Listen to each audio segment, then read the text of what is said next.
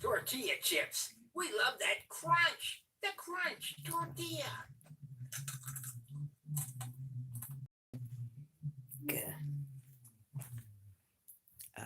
This was basically most of 2016 summed up, and it wasn't until 2007.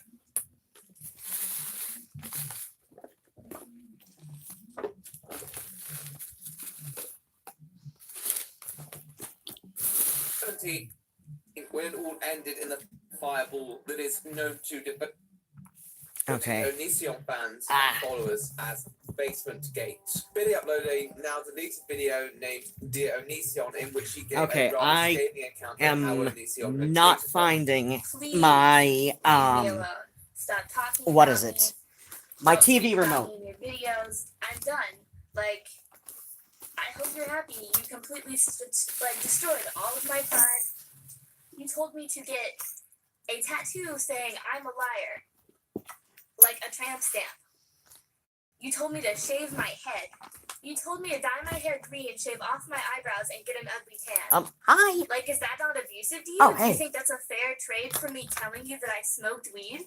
As mentioned, the video is deleted. Oh my gosh, the Cat. Gate phrase came from the fact that Do you know Billy where my said and provided TV remote screenshots is? that show a person who we assume to be Greg suggests that Billy should be chained to his basement wall. How delightful. Onision also released a response called Dear Ex-Girlfriend, parentheses, the cheater, liar, homewrecker, and literal criminal, close parentheses. However, that has been mostly removed from the internet too. Although his old Twitter does reveal that he stood behind his basement comments, which, I mean... Cat, please! Oh my gosh! Commentary on this really, but it's the chaos that you'd expect. Hi, yeah, if the television is loud, I don't know where the remote is to turn it down.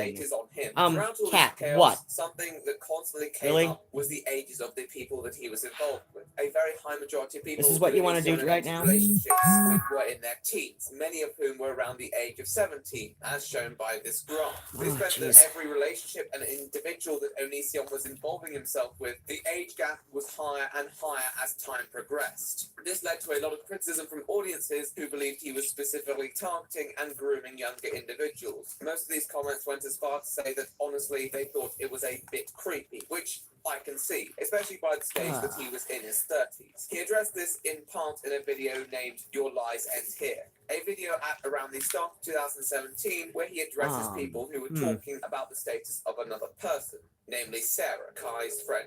Regardless, I'd like to put the rumors to sleep because they're grossing me out. And Okay, I've got the thing switched on to live chat. I'm gonna go up to the TV and see if I can turn down the volume, because that is how I live. Please understand that if you see someone accusing me of doing something with a 16-year-old, that is them fantasizing about it. They're creating a fantasy in their head that something is going on that I assure you is in no way going on. It becomes clear he's very aware of how people feel about his relationships. However, he has continued to persist and stand his ground. And although my long time is up, I hope I've given a reasonable summary of what has happened in the past. Okay, I found it. More, but I think I might die. So I'll pass it back to our good friend Jawbury here. I have no idea why the buttons on the side of the television won't turn it down. I found buttons on the side of the television that said they were volume up and down, but they won't actually work. That's so weird. Idea of Greg's past tribulations when it comes to the women he sticks his So, into. In many respects, as far as what the hell's going on with this stream now, I don't know. I think I'm gonna For years, he's been notorious for closing in on young women, particularly starstruck fans, by manipulating them into doing his sexual bidding, which really shines new light on some of his recent okay. So, I'm going to work on some of the patches on this jacket.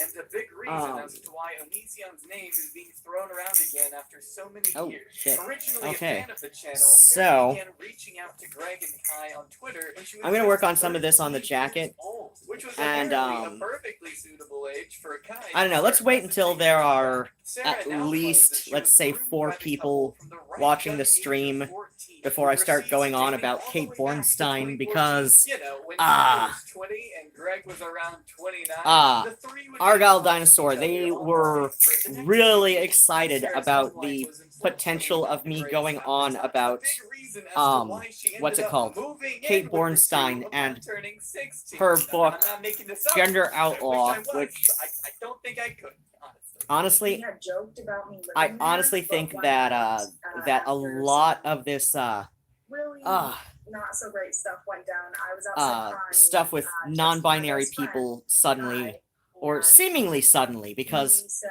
that he was seriously going to talk to Greg about me living so, there, and I first was- off, this is not at a first I new was thing, shocked. Like, I sat there, the like, whole, non-binary, and I was like, gender "Wait, identity. really?" This is And he's not like, "Yeah, exactly a I new couldn't thing, say this, and but there are I do feel- several layers to it I feel like that they knew what they were are, This rightfully became but a heavy basically point this is a, for Onision's fan base, this is and not a new so phenomenon, eventually hitting but tipping it's a point that fairly, prompted Greg to take to his own channel and misunderstood to one. extinguish the flames. This is when he uploaded the video James And mentioned a little honestly, earlier, I which think you and the I will current be taking state a of look it at. right Why are now you living with a 16-year-old? is Okay, who else is genuinely concerned about this? Onision and his proof thing, of just movies. how influential Kate Bornstein Okay, false alarm, everybody. has He's not a man been in his late and 30s hanging out with a continues to be. 16-year-old. He's a man in his Um, early 30s hanging out with a 16-year-old. Better call off Chris and Hansen. Looks like I, everything's completely normal out here after all. God, you make this too easy, Greg. Greg, get some adult So, authority. First off, I'll go ahead and circle all the So yeah, I'm gonna adults in the wait video to that say comment too on. much until I've got at least a couple Thanks more for people highlighting in the the chat, but feel free to say hello and hi and all that. Casually hanging out with a 16-year-old And I'm girl just on going the to couch. Regardless, I'd like to put sew this some to sleep patches because onto they're my grossing jacket me out. And the because reason they're grossing me out a couple is of them because they're a bunch of actually needed to be perverts. sewn They're on. perverted icons Hello, of I men thought who are I saw projecting Curious their Cat perversions onto 1920. my life as if that is how I live. Please understand that if you see someone accusing me of doing something with Yeah. a 16-year-old, that is them fantasizing about it.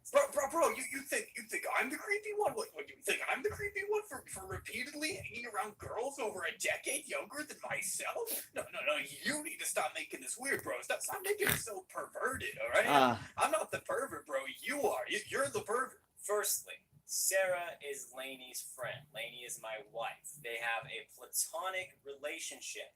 Neither of them does anything weird with the other person. When I say platonic, I mean they don't touch in any way inappropriately ever. I don't even remember the last time they hugged or if they've hugged. Now, as far as my relationship to Sarah, the same. Sarah and I do not hug. We do not do anything inappropriate. She is simply a person living with us. Okay, so Oh, I'm not in gosh. the business of making baseless accusations. I have to admit alright? that I That's not kind how of I have but at this, least consider this. If someone this has guilty already been pleasure proven to have lied in, about one aspect of the story, Onision wouldn't that make drama. them less or And, more likely like, to I don't know, lie about I've another never aspect of the watched, same story? Especially hello, when your entire Miranda career Meow. reputation is And on the line. What do it you looks think? like, Again, I'm not here to make there those is a types of Tim assumptions. Darling I'm who just throwing that may have out. been Little food on for here. thought. You get the old pocket joke. Okay, this is live chat. Really makes you think. Right here They is, ask why Rudimentary she's doing Peni. this. This is, Well, this is where I kind old, of hit a roadblock, because I think talking about Sarah's they're out of private life California, and but what she does they're in one of her the, own channel, early, you know, she has death a rock rights, not bands, shared as in Greg, they are the pretty entire much point of gothic this video rock was as to far as, dispute like, those if we're perverted talking genre theory, accusations there is, that like, you and Sarah are virtually up to no something difference behind the between, scenes. And you can't even come up with a okay, because good I'm only enough seeing, excuse as to yeah, why the she's numbers living in, with you like, in how the many first people are in place. chat, like, Started respecting I'm people's not private lives completely because God knows trusting you already put this of chick what it's through that telling me hell. on my end, At least how many be a people little are more creative watching in the your life. stream. That's So, the least but you yeah, can do. yeah, if we're talking, like, genre, like, you know, like, genre theory, like, how genre is actually defined, there is virtually no real difference between gothic rock and death rock. It's the same thing, it's the same genre that developed, like, at best, there is only a cultural difference, and that's like, did it develop in Southern California or in the UK? And if it's from the UK, people go with Gothic rock. If or early '80s UK, people go with Gothic rock. If it came out of California, ideally Southern California, but I've seen people refer to San Francisco bands by death rock, even though I don't even think it was. I don't know. I don't think the genre necessarily had any formative years in San Francisco. Any formative bands were based out of San Francisco originally, or whatever. But yeah, so if it comes from the U.S., ideally California, though broadly the Southwest, and California, like, it's death rock, and like that's it. Like, that's the difference between the two. Is like, but as far as like genre theory goes, like if we're talking about like, what exactly defines a genre, which you learn in music theory class, yeah, there's no difference between the two. It's the same genre with two different names depending on where the band is originally from. So so yeah, like, Gothic rock, death rock, they're basically identical genre. And yeah, Rudimentary Peni, I want to say early '80s, Southern California. I don't remember exactly where in Southern California, if like, Los Angeles or San Diego, but I'm pretty sure Southern California. Just watch. I'm totally wrong, and they were like originally from like Phoenix or something. But yeah, they're I guess when you broadcast enough of your private life to the internet, old school band. But yeah, hey, we've got 4 people in here now, so I guess I can start rambling on about and it's now back down to 3. But yeah, I think I'm gonna start rambling. You know what? Actually, I don't know if Argyle Dinosaur said anything in response. I don't know.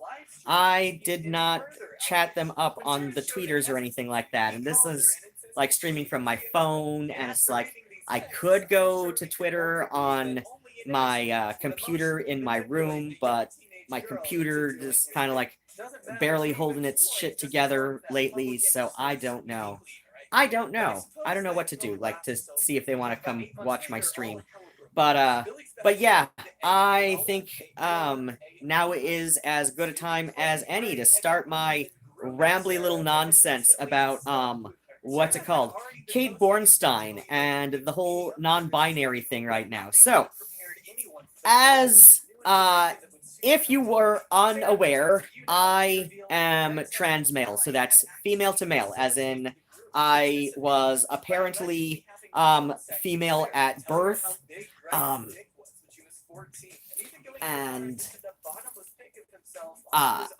But neurologically, my gender developed male type. Like, from a very young age, I identified with men, or more specifically, I identified with effeminate-ish gay guys, gay and bi guys.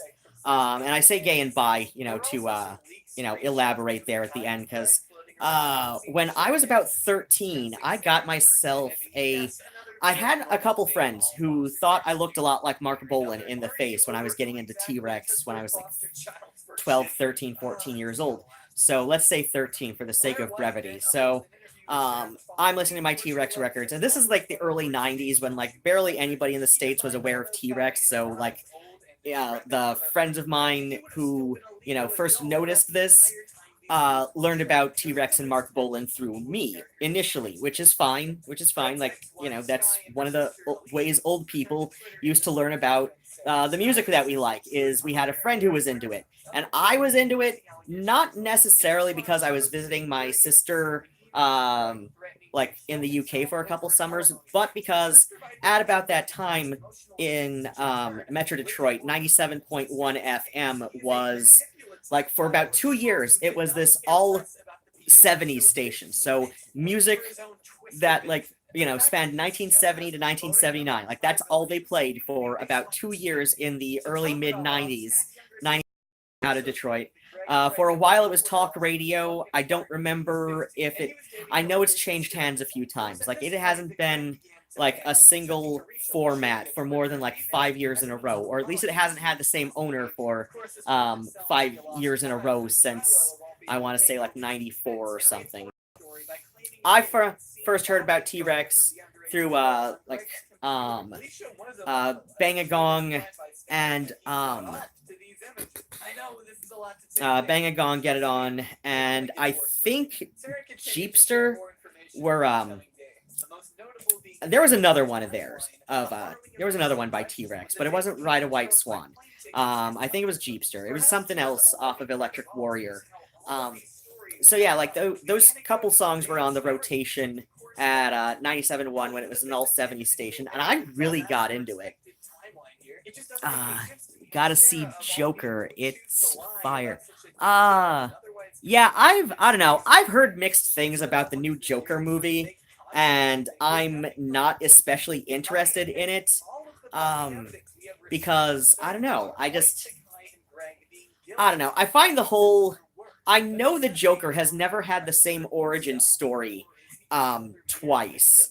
Like that's his thing in the comics, especially, is like he has never had the same origin story twice. In fact, Alan Moore in oh crap. What was the Alan Moore book that he did about the Joker? Crap. I'm forgetting the name of it. I read parts of it, but one of my exes owns that. Shit, I don't know.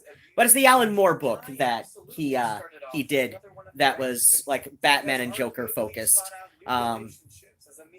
Specifically lampshades. Like there's a line in there lampshading the fact that the and it was probably a little bit more like a monologue, but it was like, a couple of panels with the Joker going on about how he doesn't have the same origin story. Like, he doesn't tell the same origin story to the same two people or something. And, and he doesn't even remember how he is, how he got this way anymore. But that's just what Alan Moore does. Alan Moore loves that kind of thing.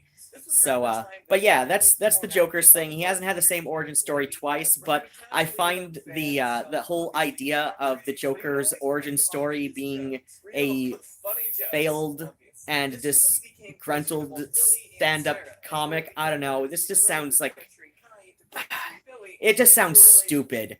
I mean, I'm sure there is a way that this could be done well as a film. I'm not saying it doesn't have potential. I'm just saying this does not sound like something I am all that enthusiastic to see. Because it's like, I don't know. It's just one of those things. It's just like, I don't feel especially enthusiastic about this. So, what? Oh, right. So, the whole non-binary thing, and Kate Bornstein, and gender outlaw, and Jesus Christ. Okay, so again, because the count of people in the watching the stream has jumped up a few more points. So went from like 4 to 7 or 5 to 7 since last I mentioned it, and then I got distracted because I noticed what people are saying to me and I'm responding. So those of you who are unaware, I am trans male. Apparently, there are people who, learned this for the first time, like, I don't know, like 4 or 5 videos ago. And because, it's not something I go on about in almost every video, because it's, I started my transition, medically speaking, about, how old am I now? About like 12 or 13 years ago. I was 27 when, I got my, so I got my chest surgery the same summer I turned 27. So yeah, about 12 years ago. So yeah, same summer I turned 27, and then I turned 27 about 5 weeks after that, and that October I started HRT, and I got the surgery before I started HRT because, long story short, I got my chest surgery done before officially covered trans stuff, but Medicare covered my surgery because let's just say if I'd started HRT before getting rid of this, it would have done me no good. Like, I could have gone on testosterone before chest surgery. It wouldn't have done good. Like, because, like, there would have been no hope of me even being accepted as vaguely male-ish, right? Because, well, that's why Medicare covered it before they officially covered trans stuff.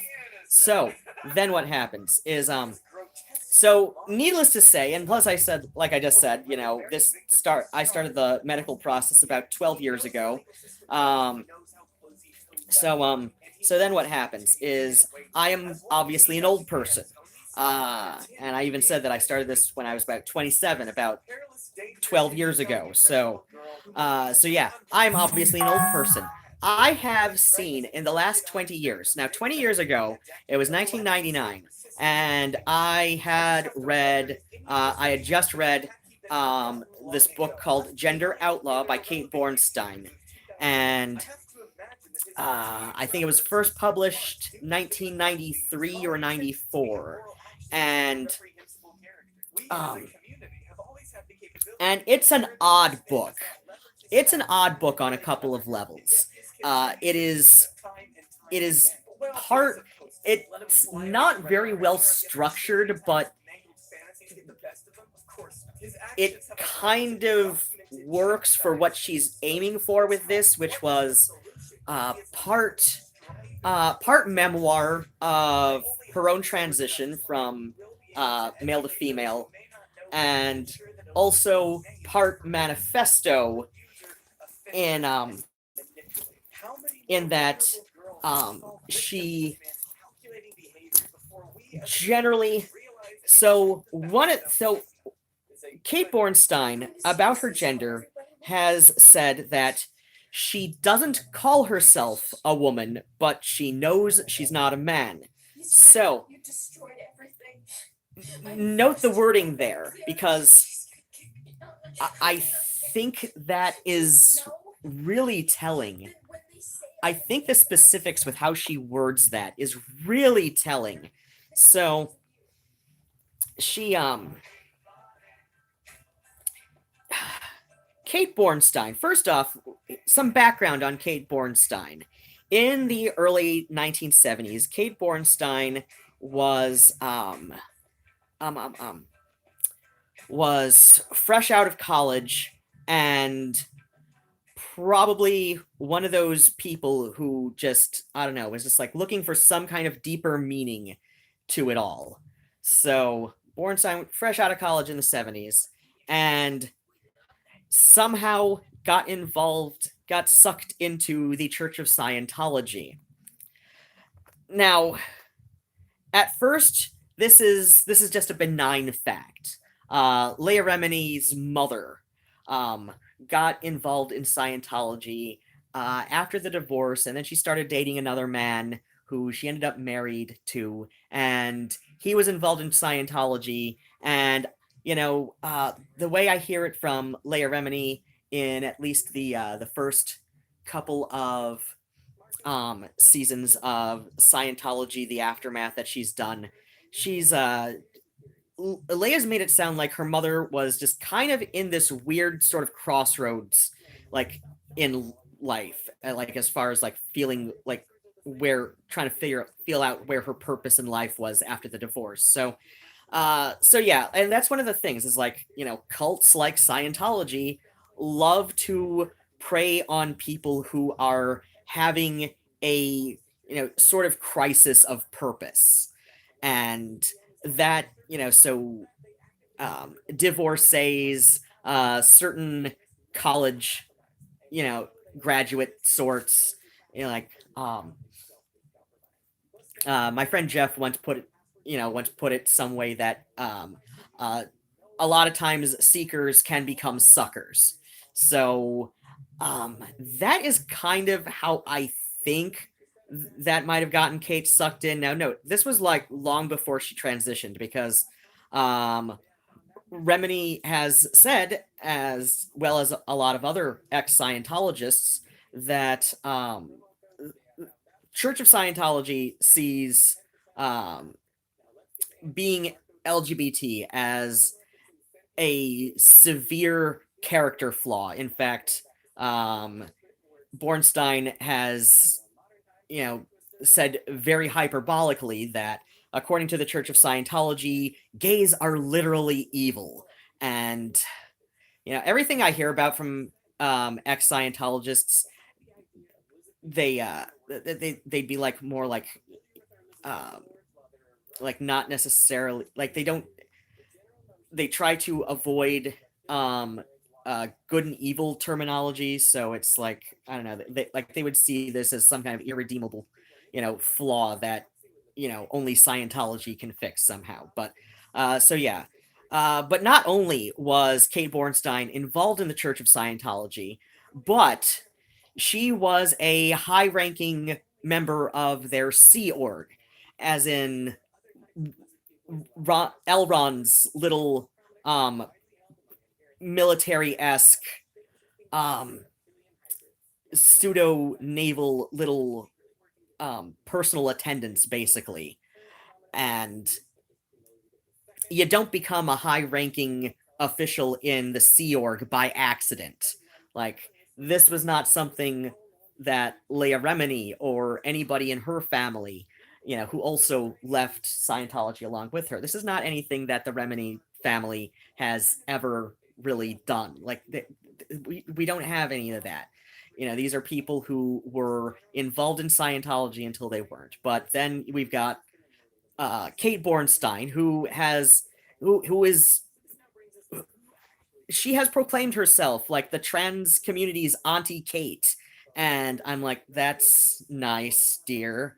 So yeah, Kate Bornstein came out as bisexual and transgender in the early 80s, and so yeah, in the early 80s, Kate Bornstein came out as bi and transgender, and basically left her family because they wouldn't leave Scientology with her, because coming out as gay is, or bi or trans is not something the Church of Scientology looks well upon. Like, they will pretty much excommunicate you for, I forget what they call it though, but I grew up Catholic, so it's basically excommunication. So, I forgot to do a couple of bits here. Oh well. So yeah, Kate Bornstein left Scientology in the early 80s after coming out as bisexual and trans, and that's all well and good, but like I said, she was a high-ranking member of Sea Org at the time she left. She was a high-ranking Sea Org official within the Church of Scientology. This does not happen by accident. This is where, in retrospect, like, I read Gender Outlaw in 1999 before I knew much about Scientology, other than the fact that they were a wacky cult that a lot of celebrities had gotten suckered into somehow. So I just kind of, took her background with the Scientologists as, just kind of a thing that happened, that, it happens, and then it didn't, and then she left, or was ousted after coming out. So yeah, I didn't really take that as the red flag that I would in 2019, because like I said, this was 1999. I was like 18, 19 years old when I read that book. So I didn't know very much about Scientology. There wasn't very much info about Scientologists from, for the outside world, other than like occasionally you'd see them on talk shows, or ex-members on talk shows, but you never learned very much about it because of a lot of their practices regarding ex-members and all of that.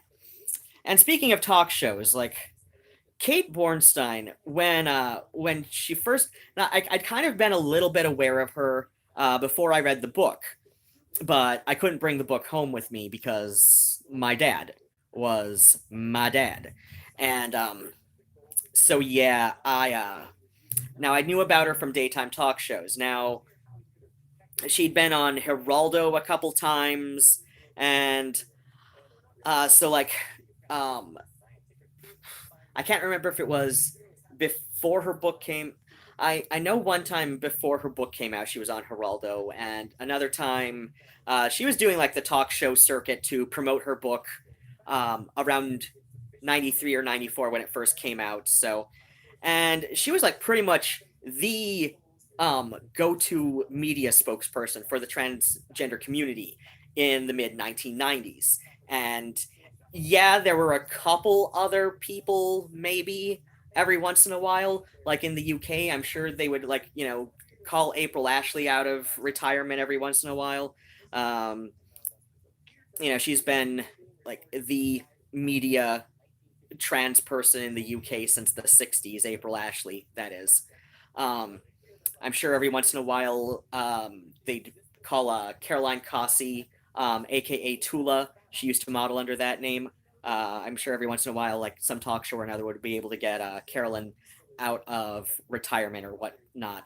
But yeah, like in the mid 90s, if you wanted somebody who was not a former fashion model or Playboy model, Tula was both at one time. She was also a Bond girl in one of the movies. I think it was the one. Crap. Was it the one with Grace Jones and the Duran Duran song? I think. I don't know. I think. Whatever. There was a Bond movie in the 80s, and Tula, or Caroline Cossey, she's worked professionally under both names. She was a Bond girl in the 80s. That's like her big thing that many people know about. She was also a Playboy centerfold post-op, of course, and but yeah, like there were very few trans people willing to be media spokespersons in the late 80s and early to mid 1990s, and at least, especially in comparison to now, and there were like zero of these people were trans men. So and that's one of the things that first really drew me to Kate Bornstein, was the fact that even in her book, she very much stresses that trans men are about half of all trans people. So, those of us who were, apparently female at birth, but neurologically developed a male gender, we were about half of the trans community. So in spite of what, the media will say, or what various, what's it called? Surveys which are based on genital surgery will say, because genital surgery for trans men, and though I have had genital surgery, but for trans men, there are two versions. There are two kinds of there are two options for trans male lower half surgery, and one sacrifices function for form, the other sacrifices form for function, and I got the latter one. And in fact, I'm going to I've just got a referral in to finalize my my lower half with little silicone surgical implants down there, so that things are a little bit more formed in the bouncy kind of AC/DC song sort of way, that thing. I don't know. I'm trying to censor myself so that I can retain any form of monetization of this for as long as possible. Gotta love that 3 cents a video that I've been getting lately before YouTube decides that mentioning the fact that my father was a widow when he was 19 years old is somehow just like too risque for advertisers. I don't understand that. I should post a screen cap of that to my Instagram story sometime very soon, because it's just so weird. That it's one of the most benign story times I've ever had. You know, I don't even think I was swearing in that video, but yeah, like I can drop the F word every once in a while, and these things are fine. But I mentioned that sometimes there are people who are living, and sometimes there are people who are the opposite of living, and YouTube decides this is way too much for advertisers. I'm like, okay, little weenies. But where was I going with this? Kate Bornstein. So, Kate Bornstein. So I was really eager to read her book after I left my dad's house. And so, like I said, I'm like 18, 19 years old, and I get myself a copy of Gender Outlaw, and I devoured it. And in retrospect, I think this was probably one of the worst things I did before medically transitioning. I really do. Because now in retrospect, I can see how she became a high-ranking member of Sea Org. Like, how she became a high-ranking Sea Org official when she was a Scientologist. Because she has this very, very persuasive way of explaining things. And the final lesson in Gender Outlaw kind of makes it feel like choosing to identify as neither man nor woman is somehow the most enlightened thing a trans person can do. Like, thus we see the title of my live stream here, because I swear, like, Kate Bornstein was like the original, like, 800 Tumblr genders before Tumblr even existed, before Tumblr was even a twinkle in its developer's eye. Kate Bornstein was the original Tumblr gender. She really was, and this woman is like 79 or 80 now, but yeah, I think she's far more influential than a lot of people acknowledge lately. But at the same time, the reason that a lot of people are being reluctant to acknowledge her influence lately is because she's said a lot of really stupid things. And I say stupid rather than problematic, because a lot of this goes far more than problematic. Like, okay, like the fact that I swear a lot is problematic. The fact that when I was 7 years old and my younger sister was 5.5, I was being teased for being shorter than my younger sister. Like, this was always an issue. Like, when she was born and I was about like 14 months old, she was almost as long as I was tall. Like, this is God's honest truth. Okay, so when I was 7 and she was 5.5, so I'm in 2nd grade, she's in kindergarten, and kids are teasing me for being shorter than my younger sister. I somehow managed to convince them that she was developmentally challenged. Only because it was 1987, I used the R word. So that is problematic, okay? Like, being a 5-year-old, thinking that, saying that my younger sister is actually 14 months older than me, but she's handicapped in the developmental sense, that is problematic because you're 7 and you have no sense of tact, and you don't know like how wrong this is to do. That is problematic. Bornstein, on the other hand, says outright stupid things. She has said outright stupid things. There is this article that she wrote, I believe, for The Advocate about 10 years ago, wherein she described TERFs, so trans exclusionary radical feminists, as politically smart lesbians. And that was the turning point when she realized that she was no longer going to call herself a woman. Again, like referring to something else I'd said in this before. I had 9 people in stream. I think I only had like 6 or 7 when I'd mentioned that.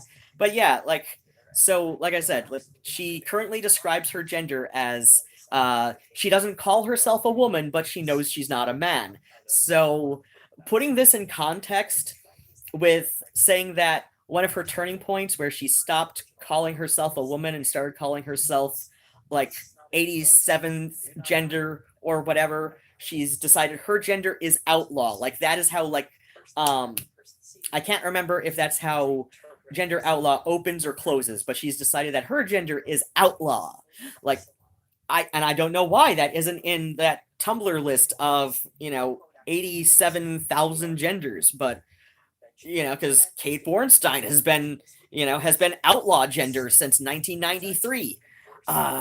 So yeah, then what happens? So yeah, she basically said that she stopped referring to herself as woman because she encountered some TERFs who were upset with her for calling herself a woman. So I'm like, okay, that really is not painting, like, this does not sound like the same kind of picture that her book was trying to paint of this being this of like being non-binary as this enlightened option for trans people. It sounds instead like somebody who is just like doesn't want to argue with people anymore, so she decides that she's going to remove herself from the equation, that she's not a man, but she's just going to stop calling herself a woman because she's done arguing with people. It sounds very defeatist, but at the same time, like I said, this is probably where her Sea Org Scientology training is coming into play, was in Gender Outlaw, which is why I've decided in the 20 years since I read it, that it was the single worst thing I did for myself before transitioning. And it says now we're suddenly down to 5 people watching the stream. I hope this doesn't mean that the stream has somehow interrupted itself. I'm going to do a couple last crosses on here, and then I'm going to look at something and see if I can maybe fix this shit. But so yeah,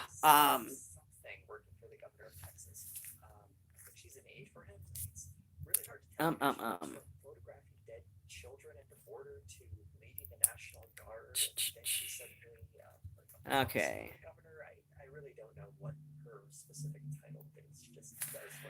Okay, so like I said, Gender Outlaw, it has this, okay, you're saying the stream is fine, so I will trust you. I'll just assume that, like, 4 people just randomly got, booted somehow. Or maybe it's their dinner time. I don't know. My dinner time's in about an hour. So then what happens? So yeah, Gender Outlaw, it has this air to it that makes it feel like identifying as non-binary is the only truly enlightened choice a trans person can make. But like I said, in context, when you consider this article that she wrote about 10 years ago for The Advocate, wherein she recalls her, and honestly, she might have mentioned it in Gender Outlaw, this little anecdote about encountering TERFs who she describes as politically smart lesbians. Yeah, she might have mentioned that in Gender Outlaw, and but it was just so much of a footnote. If she did put that in Gender Outlaw, it just felt like a footnote in comparison to everything else she was going on about in that book. And then what happens is I pulled that all the way through. I don't like to knot my my threads in some things. Like some things I will knot the thread. Other things I'm like, no, this is better off without the knot for reasons. When it's patches, it's because I like to weave in the ends, and I start from the outside.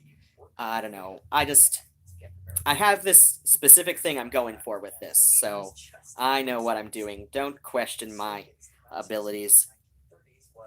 So yeah, amongst other things in Gender Outlaw, it also introduced me to the concept of oh gosh, she has this list of like her own kind of typography of the trans community, which includes transsexuals being people who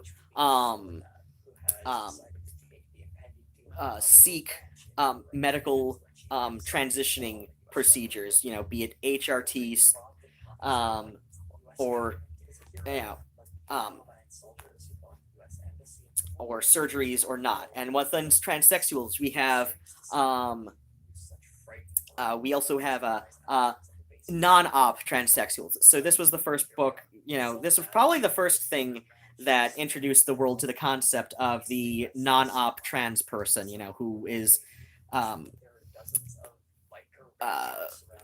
planning on keeping their genitals the way that they came out, for whatever reasons. I know for a while Blair White was saying that she wasn't seeking genital surgery, but the older she gets, the more she's thinking about it.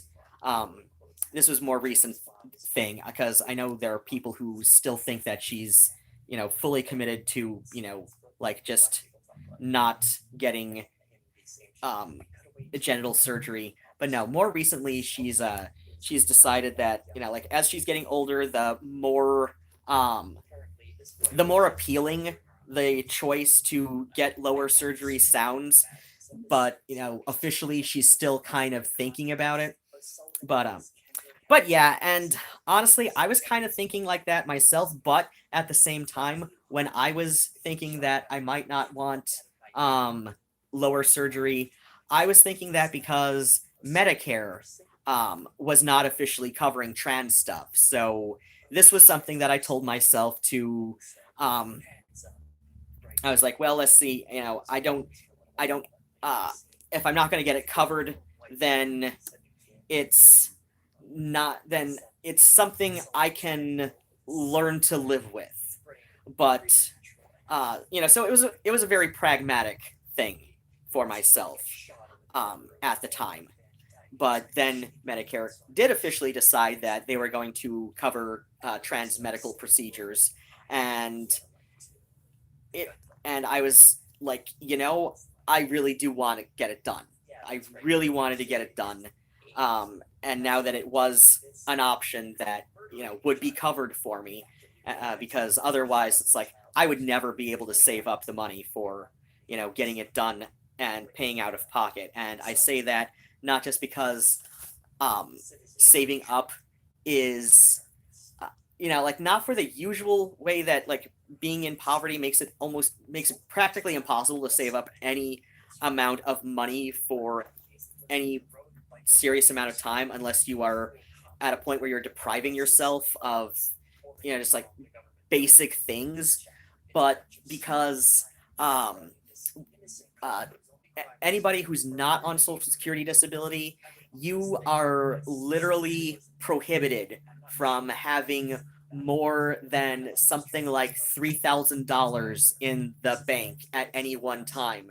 And unfortunately, even the metoidioplasty that I went with, that was going to be far more than $3,000. So yeah, like I would have been legally prohibited from even trying to save that much at one time, unless I was going to do something really sketchy and, you know, like, I don't know, like save up a bunch, you know, like save up to the max, withdraw it somehow, and just like sit on it in a shoebox or something. I don't know. Like, I would have had to do something really sketchy to be able to save that kind of money. And unfortunately, being poor, yeah, that's saving that kind of money is like damn near impossible to begin with anyway. So hold on a sec.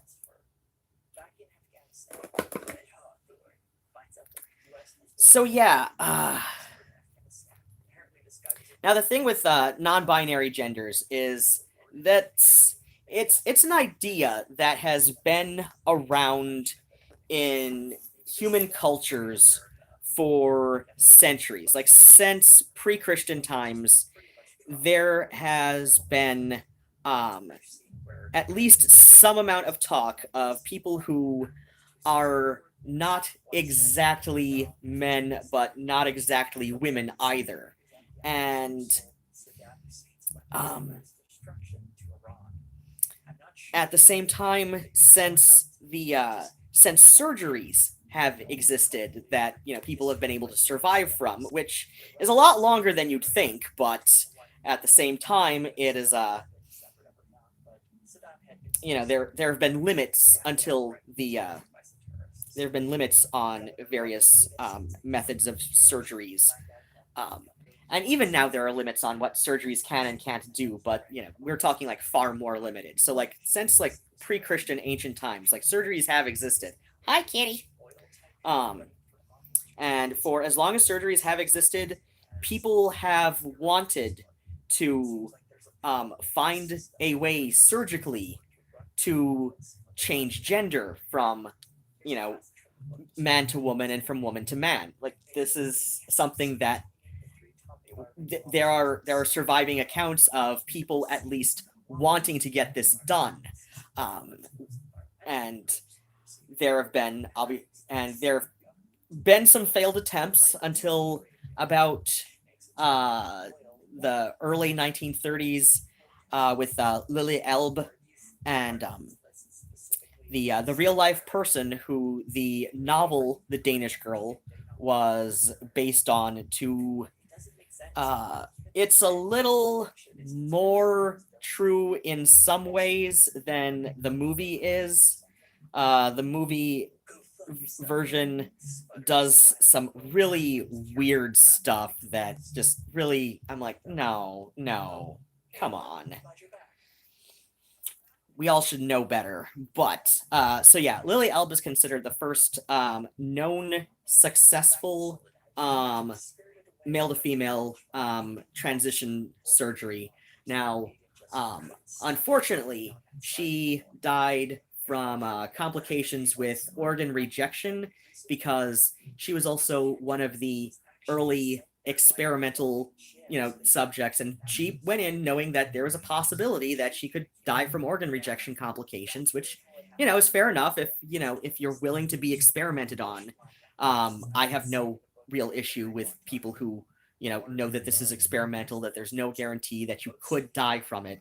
But yeah, she died from complications with organ rejection when they tried to implant a donor uterus and all of that, so that she would be presumably, you know, hopefully, you know, was the, you know, she hopes to be like fully functioning as far as being able to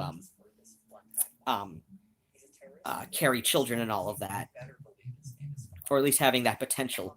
But yeah, so but yeah, for as long as there have been people who transgress the expectations of their apparent sex. Now I say apparent rather than assigned because because oh gosh, well, there's some relative controversy, though it's not really as much as some people try to make it out to be. But there is some relative controversy over whether or not cat seriously over whether or not people who are not intersex are assigned a gender or not. So honestly, though, because most intersex people do not look it when they're born, the notion this notion of this notion of intersex people being born with both, that is so rare, and when it does happen, it is nowhere near as it is nowhere near what people think it is. Like, so yeah, like even amongst intersex people, very few of them are given any kind of surgery in infancy to assign them a sex, because like many intersex people, probably most, don't even get diagnosed with their condition until they are about 12 years old and puberty should be hitting, but either it doesn't hit or it doesn't hit in the expected ways for it to. So and yeah, if not older. Some don't even get diagnosed. There was a woman at an old trans support group I used to go to who was diagnosed with Klinefelter syndrome like 4 weeks before her lower half surgery. So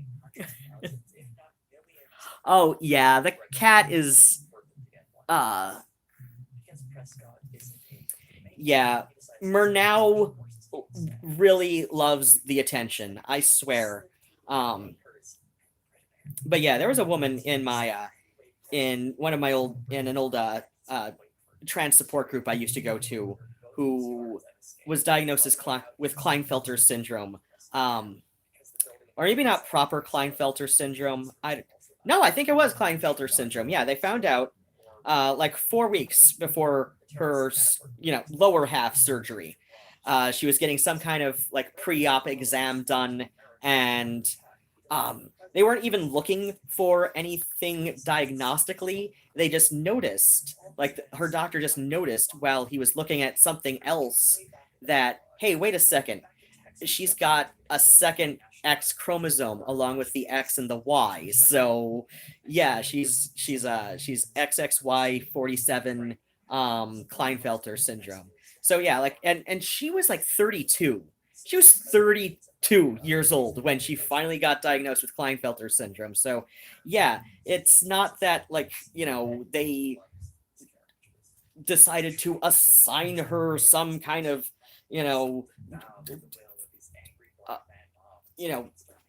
genitals as an infant surgically. No, this is oh gosh. But yeah, apparent sex at birth, that is true. That is a thing that is true whether you have, a fairly typical biological sex, and I say biological sex in the sense of reproductive potential, because ultimately that's oh gosh, the whole thing about biological sex is poorly misunderstood even by trans people. I understand that at least socially speaking, sex and gender are functionally identical. Nobody is attracted to another person's chromosomes because you literally cannot see them, right? So you are attracted to what you are assuming is a person's body based on how they look. And yeah, if you meet up with them and learn, oh, hey, they don't have certain parts that I expected. Yeah, your attraction may drop. Your attraction to them may drop or completely disappear depending on the circumstances. And that's okay, I guess. I mean, your sexual preferences don't develop in a vacuum, so I think it would be best for everybody involved to maybe think about why they have these preferences. Like, if there is a reason, why is it there? Like, oh gosh, my latest ex, the one I was whining about most of this year,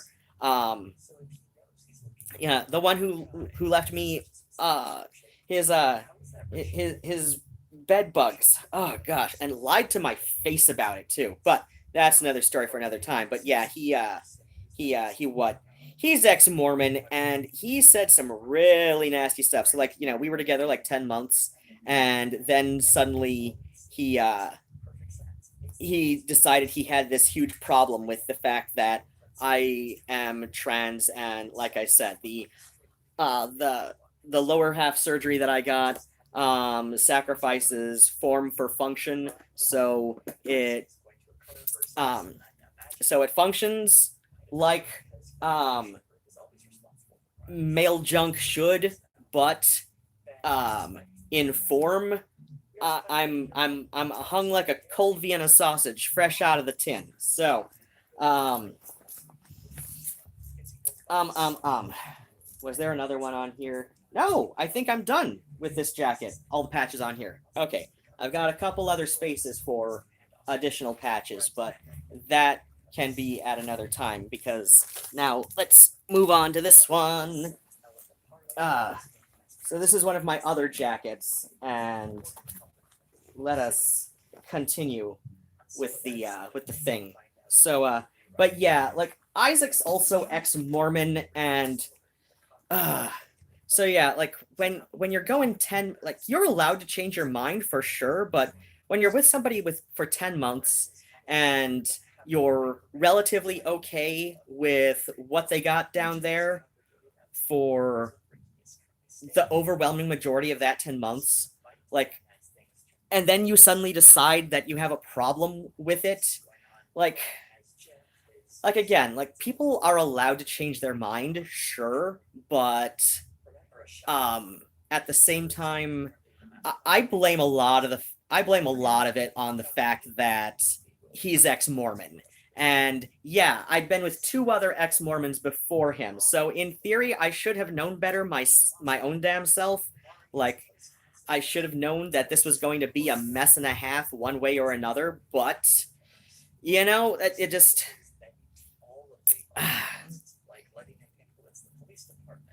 sure. I mean, that doesn't make it okay that he was a complete jackass about it, but at the same time, I think his Mormon upbringing from his parents, especially his mother's side, because it sounds like, I don't know, when I was talking to him, when he and I were still, like, willing to be in the same quadrant of a city block at the same time, when we were still okay with being in the same city block quadrant as the other one at the same time,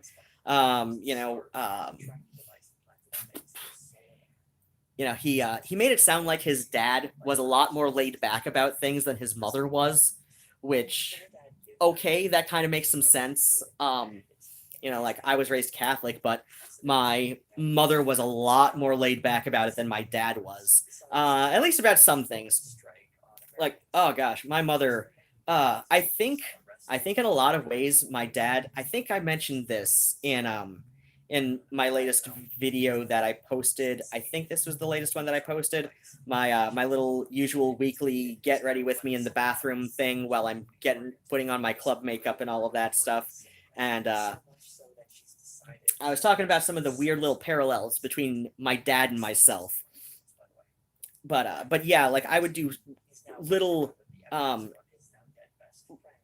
stuff that in retrospect looks very much like it's a kind of gender incongruence. In fact, I kind of remember, like, I'd been going to see psychologists and like clinical social workers and therapists like most of my life. I remember being taken.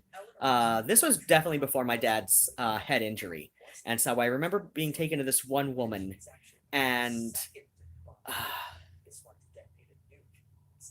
yeah, it was definitely before my dad's head injury, and I remember that because my aunt was living with us at the time, and she was not living with us when my dad had his head injury. I don't remember exactly what I was talking to this therapist about, but I remember talking to her about stuff and how and I kind of remember saying that I didn't like doing things that my sisters liked a lot, and I don't know. It's possible that my mother took me to see a therapist about this. Yeah, I was like 6 or 7, so many of us don't have very many clear memories of being 6 or 7. I don't remember what I talked about with the therapist, but I remember that I went to see her, and I remember talking about stuff like how, like I didn't like baby dolls. I didn't want to be a mommy when I grew up, and I didn't and I remember saying something about how I wanted to be like Freddie Mercury or Elton John because they got to be pretty, and but yeah, Kate Bornstein, speaking of gender weirdness. So yeah, like Kate Bornstein has this way in Gender Outlaw of making it sound like that choosing to identify as non-binary is the only truly enlightened choice that a trans person can make. And this kind of messed me up, especially talking about her her little category that she made up in this list in the book of the various subtypes of transgender people that she's listed on there, including non-op transsexual people who definitely identify with the other gender. I'm using her words, or as close to it as I can remember. I should check that out from the library sometime soon and do a better, like, more thorough takedown of this. And but yeah, like people who definitely identify as the other binary gender but choose not to have surgery and probably not, and may choose not to have hormones. And I went that route for a while. Like in fact, my friend Billy, author formerly known as this one, PZ Bright or Poppy Z Bright. I can't remember if this thing that he's currently writing, I can't remember if it is I can't remember if he's using the full Poppy Z Bright now. But yeah, he also, there's an old interview with Bright back, before transitioning. I want to say it was an issue of the Australian goth magazine Dark Angel. And unfortunately, I believe I have lost my copy of that magazine. If I have not lost it, it is in one of the boxes in my kitchen of old magazines, like including old propagandas, old ghastlies. Oh, hey! Adrienne is here! Oh my gosh, I can't remember the last time you were on a live stream of mine. Or at least, in the chat area part. Oh gosh. Yeah, so I was going on about Kate Bornstein and her book Gender Outlaw, and how this is actually like far more. Oh, I understand life happening. That's gosh, that's a thing, right? Oh my god! Cat! Why? Oh dear. Okay. Sorry about that. It's plugged in because the phone is like, I don't know, it was not all the way, it was not charged when I got home. It was down to like 10% charge when I got home, and a cat just pulled the cord. So, yeah, it was like barely 50% of the way charged when it got around time for the live stream. So I just left it plugged into the charger, and because otherwise it would have like died so many times over by now. But yeah, okay, now that the cat is done destroying the universe, so yeah, the concept of So, as I mentioned sometime, I don't know, like, let's say 20 minutes ago in this stream, I don't know, I have a very poor concept of time passing. It's part of the ADHD thing. Ah. Oh, I would recommend it. Souls, I would recommend it. It is, um, um, Billy, he now kind of, I don't know, I think he's kind of past the point where he looks back on it with cringe. I know he hated it for a while, like many authors regard their first novel published. But I think he's kind of past the cringe part because a lot of people in, I want to say, like the last 10 years or so, like there was about 10 years ago, there were like there were suddenly like a couple of articles posted on various LGBT blogs and stuff, and one of which was posted by this one guy about how Bright's Lost Souls and Drawing Blood helped him come out as a cisgender gay man. So I think Billy's kind of warmed up to Lost Souls again.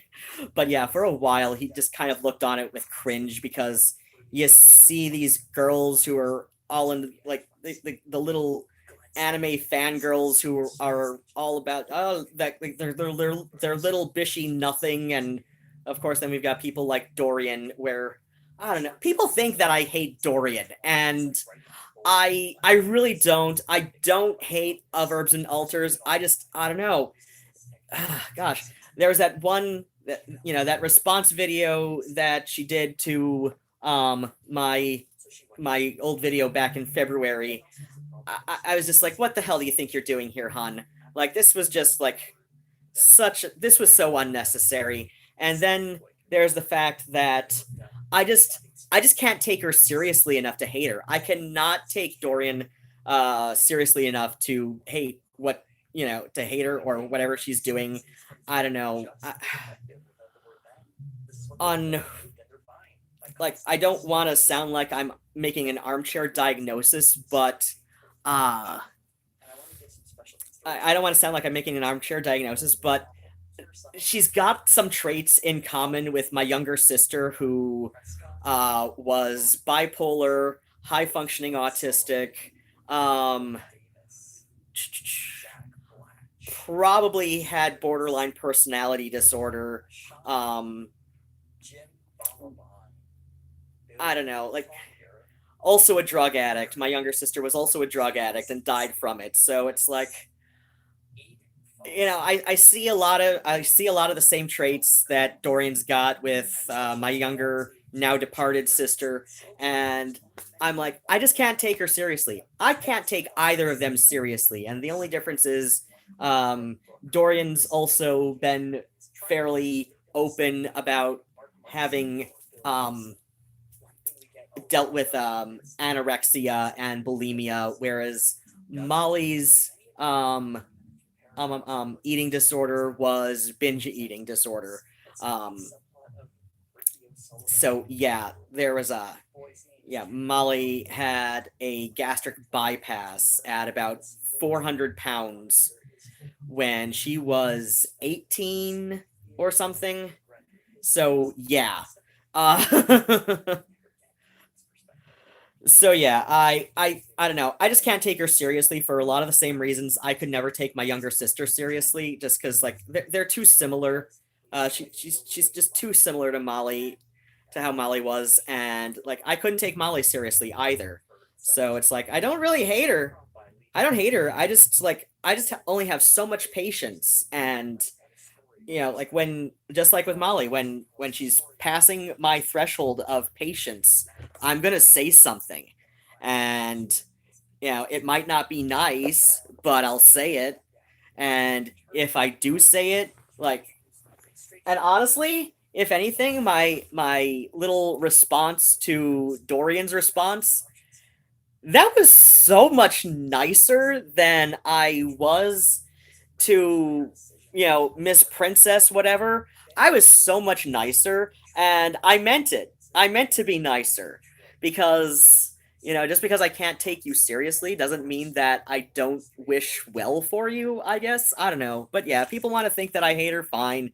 Think what you want. You're going to think what I want anyway. I learned that as a young kid. Like, there's adults will say honesty is the best policy just to, like, try and keep you from lying to them. But ultimately, like, everybody, or most people anyway, only care about having what they believe to be true confirmed. So, and that was definitely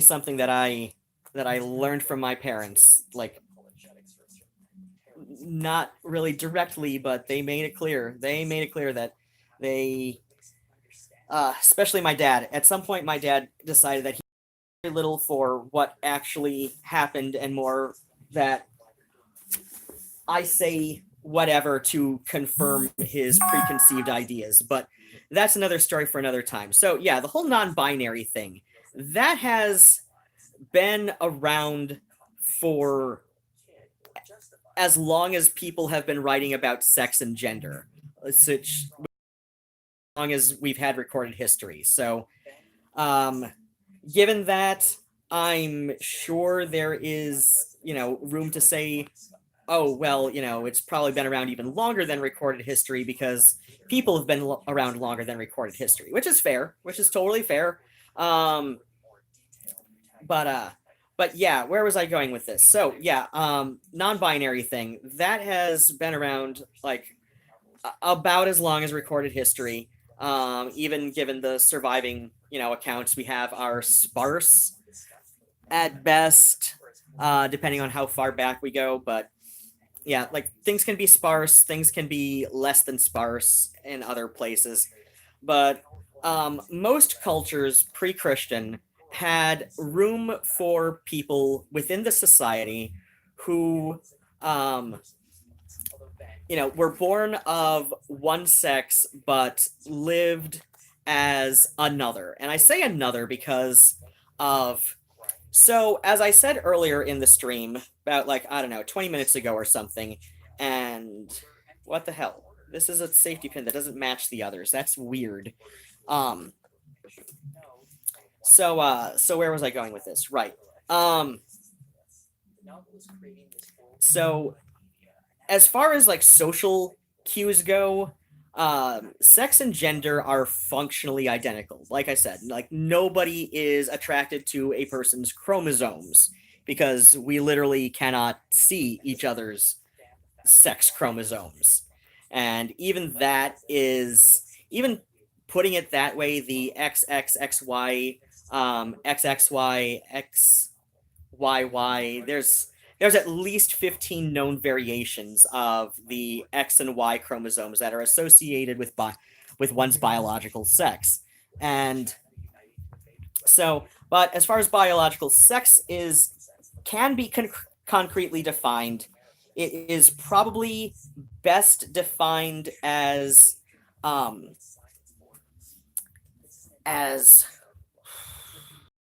the likelihood as so biological sex is probably best defined as one's potential reproductive role. So and even then, like, we will see people like, so my aforementioned friend from the old trans support group I used to go to, who got diagnosed with XXY Klinefelter syndrome when she was like 32 or something. So usually, though not always, people with Klinefelter syndrome, and I say people because obviously there are some trans women who are born with Klinefelter syndrome, case in point being my friend, though I would say probably most people with Klinefelter syndrome do identify with the gender based on their apparent sex at birth, which would be male. So, but yeah, like, most people born with Klinefelter syndrome are not have fertility issues, whereas my friend did not. And there is, I mean, sure, you could argue that, oh, well, maybe her daughter isn't hers, like, maybe her ex was cheating on her, and that's how, but no, like, without giving too much of my old friend's personal business, let's just say that we definitely know that her daughter is her daughter. So, so yeah, where was I going with this? So, yeah, as far as the whole like non-binary concept, it's something that's existed for a while now. Now, because way back, especially pre-Christian era, we did not have a whole lot of surgical technology as it is today. So there is kind of a hypothesis amongst some binary trans people like myself that says that um,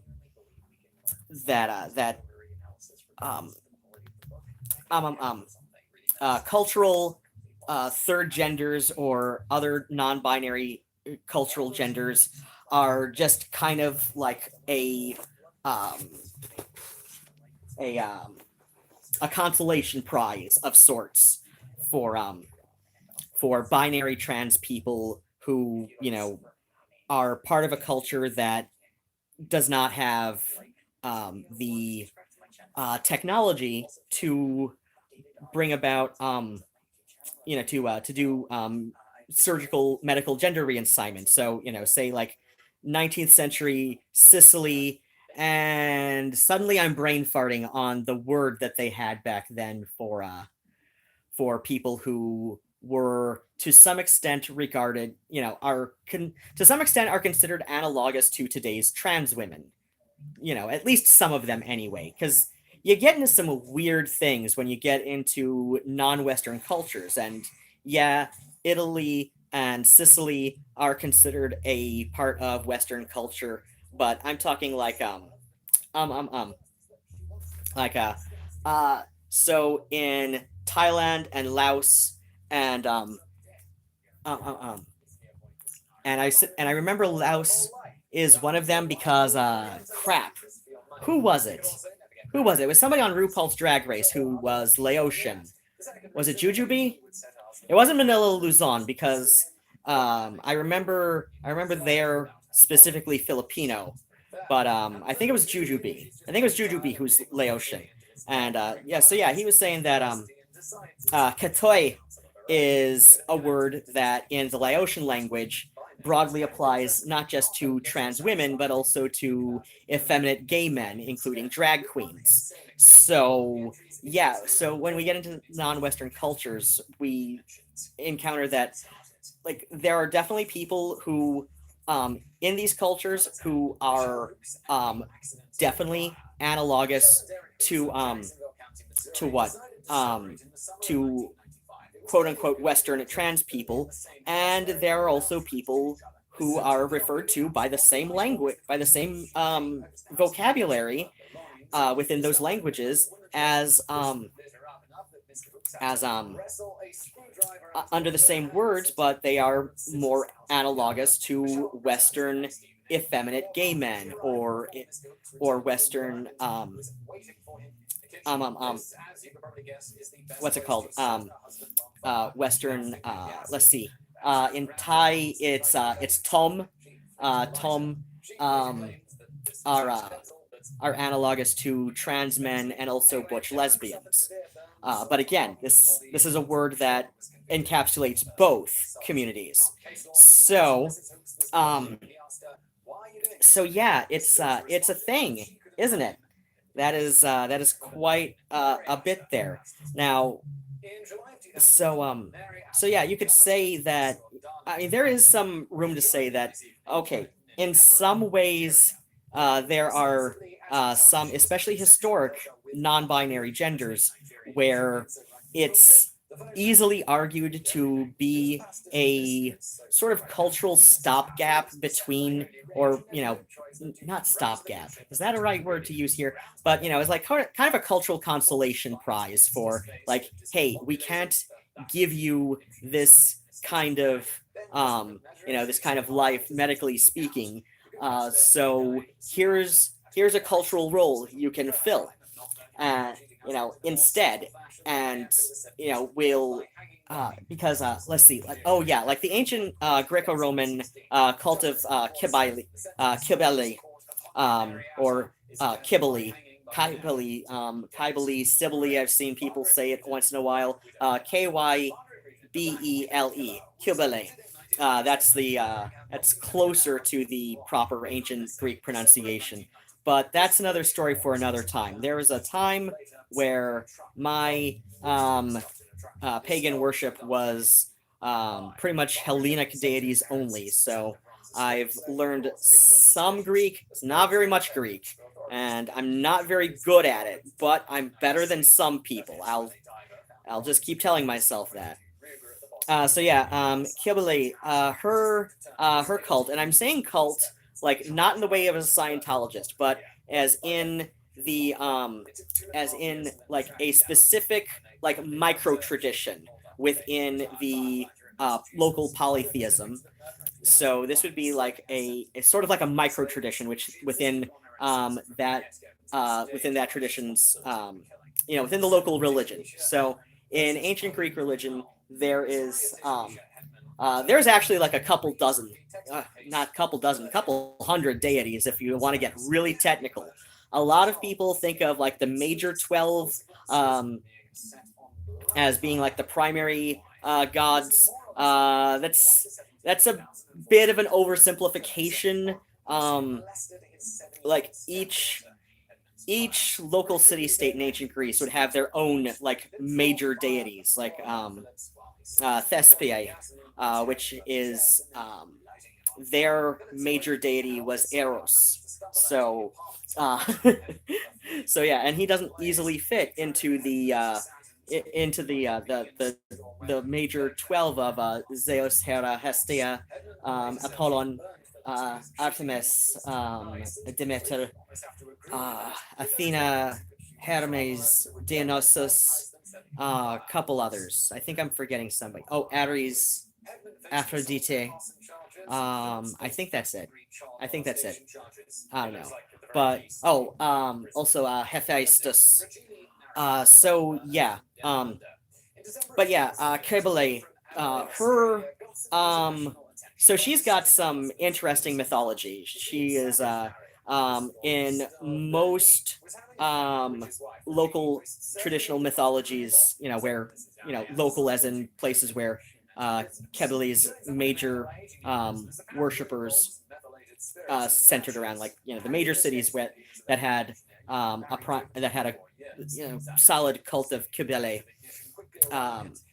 Most of her mythology is basically that of an intersex deity who was born with a set of both, but her male member was considered by the other gods to be somewhat malformed, and so Zeus severed it, and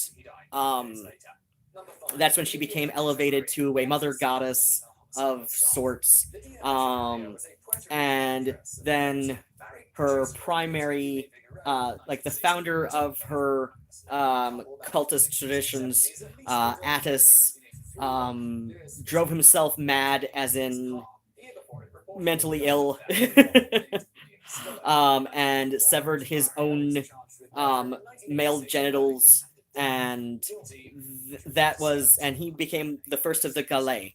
And the Galais, now there's an argument that the Galais were at least many of them, let's say at least half, let's say a minimum of half of the Galais were analogous to modern trans women, because this was so they went through this ritual, which included a ritual surgery. Trying to keep my monetization. Look up Galley, Gallae, Galley, or Kibble. You will find about the Galley in, if you just like look up Kibble on Wikipedia. So yeah, they would have their ritualized surgery, and they would from that point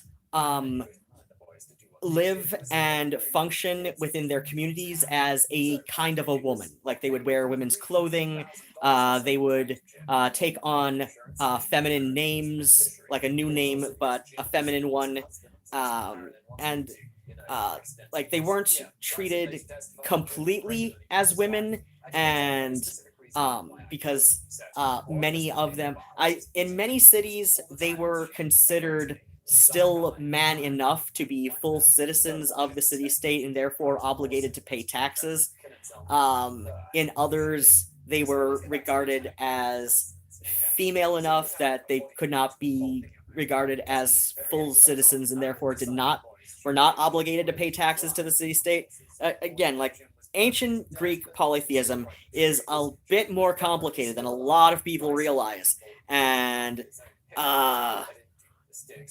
I don't blame Rick Riordan, because this was going on long before him. This was like going back to like Victorian Bowdlerizations of things that like people just have no idea like what they're talking about. But yeah, so like there's an argument that the Galley, while in ancient Greek and Roman society, they were regarded as something that was like not completely male anymore, but also not completely female. So yeah, so they had a function within their society that was far closer to a woman's function, but also like they were not seen as wholly women.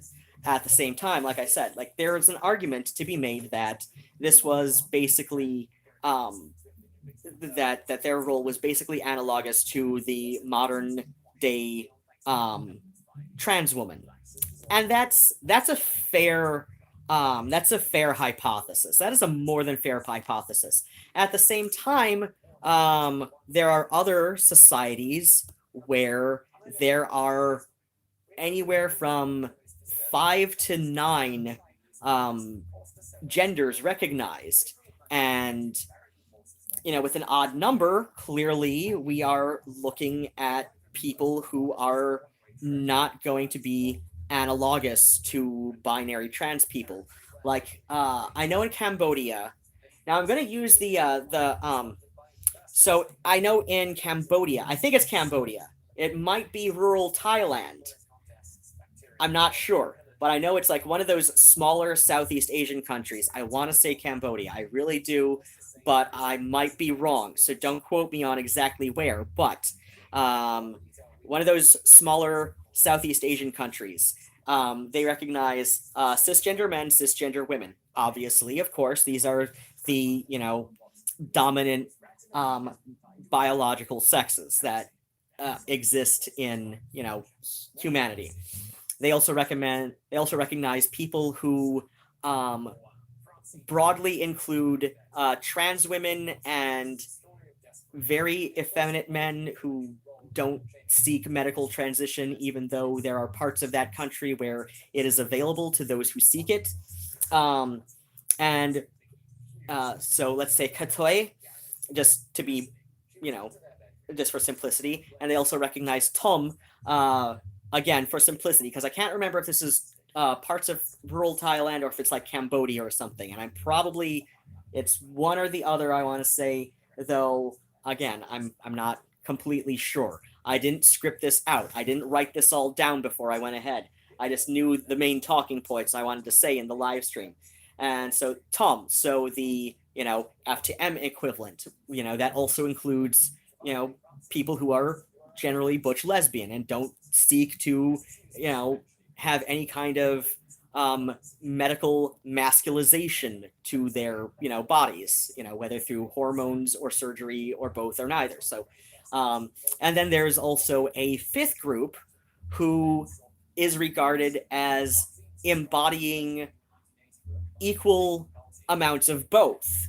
So there's a fifth group, and I forget the name that they call it, but they are seen as, embodying, equal traits, not just in, not just, but not necessarily either. So not necessarily in form, but definitely on a spiritual level. Like, these are people who are said to be perfectly harmonized, male and female, whether in form, whether they were born intersex or whether or not. At least on a spiritual level, they embody both masculinity and femininity in equal harmony. And so that's where I say that, like, the whole thing with non-binary genders, it is not a new thing. It is a thing that has existed culturally, at least in some cultures, for a very long time, and it has been recognized as such. And as far as I'm concerned, in the West, specifically in the Anglosphere, especially in the Anglosphere, because that's what I have most experience with, as in, like, I speak predominantly English. So, yeah, there are, this is a thing that is being reclaimed now. But at the same time, in the 20 years since I read Gender Outlaw, and I'm bringing this back around to Kate Bornstein, because I came on here with a purpose to specifically explain, like, how influential Kate Bornstein has been in the trans community, and especially in this current, very faddish non-binary thing that's going on right now. And I say it's faddish because I see a lot of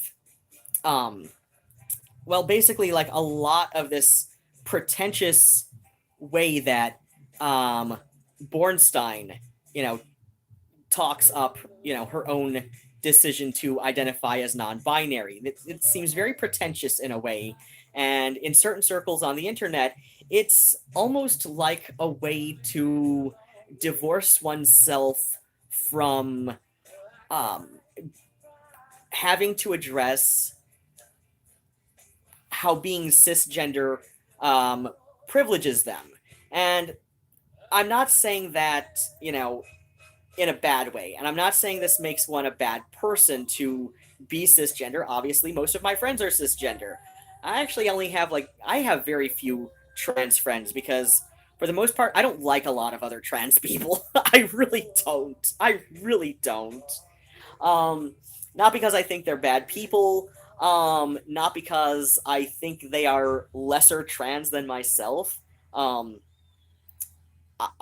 is not for me to say. I'm not going to say whether or not somebody really is, one thing or another. Like, I'm not going to make a judgment call on people individually, but I do see a very faddish sort of thing going around the non-binary thing right now. It seems, like I said, it seems very faddish right now, and that's because I see a lot of the same pretentiousness that Kate Bornstein had in Gender Outlaw, with making it sound like identifying as non-binary was the only truly enlightened way for somebody to be trans. So I see a lot of people, like, who are making zero effort to even achieve androgyny, in their own appearance. Like, how dare you think I'm anything but presenting as a they, or, androgynously, when they...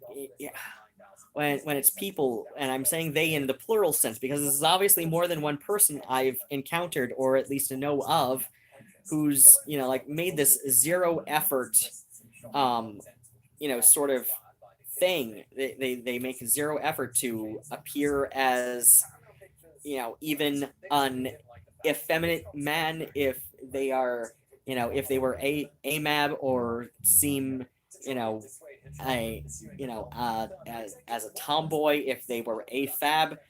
I like this is like a zero effort thing for them. Like, I have literally encountered people on Facebook who are, for all intents and purposes, functioning in their local community as women, usually women. It's usually people who are AFAB, NBs. It's usually women. It's usually women.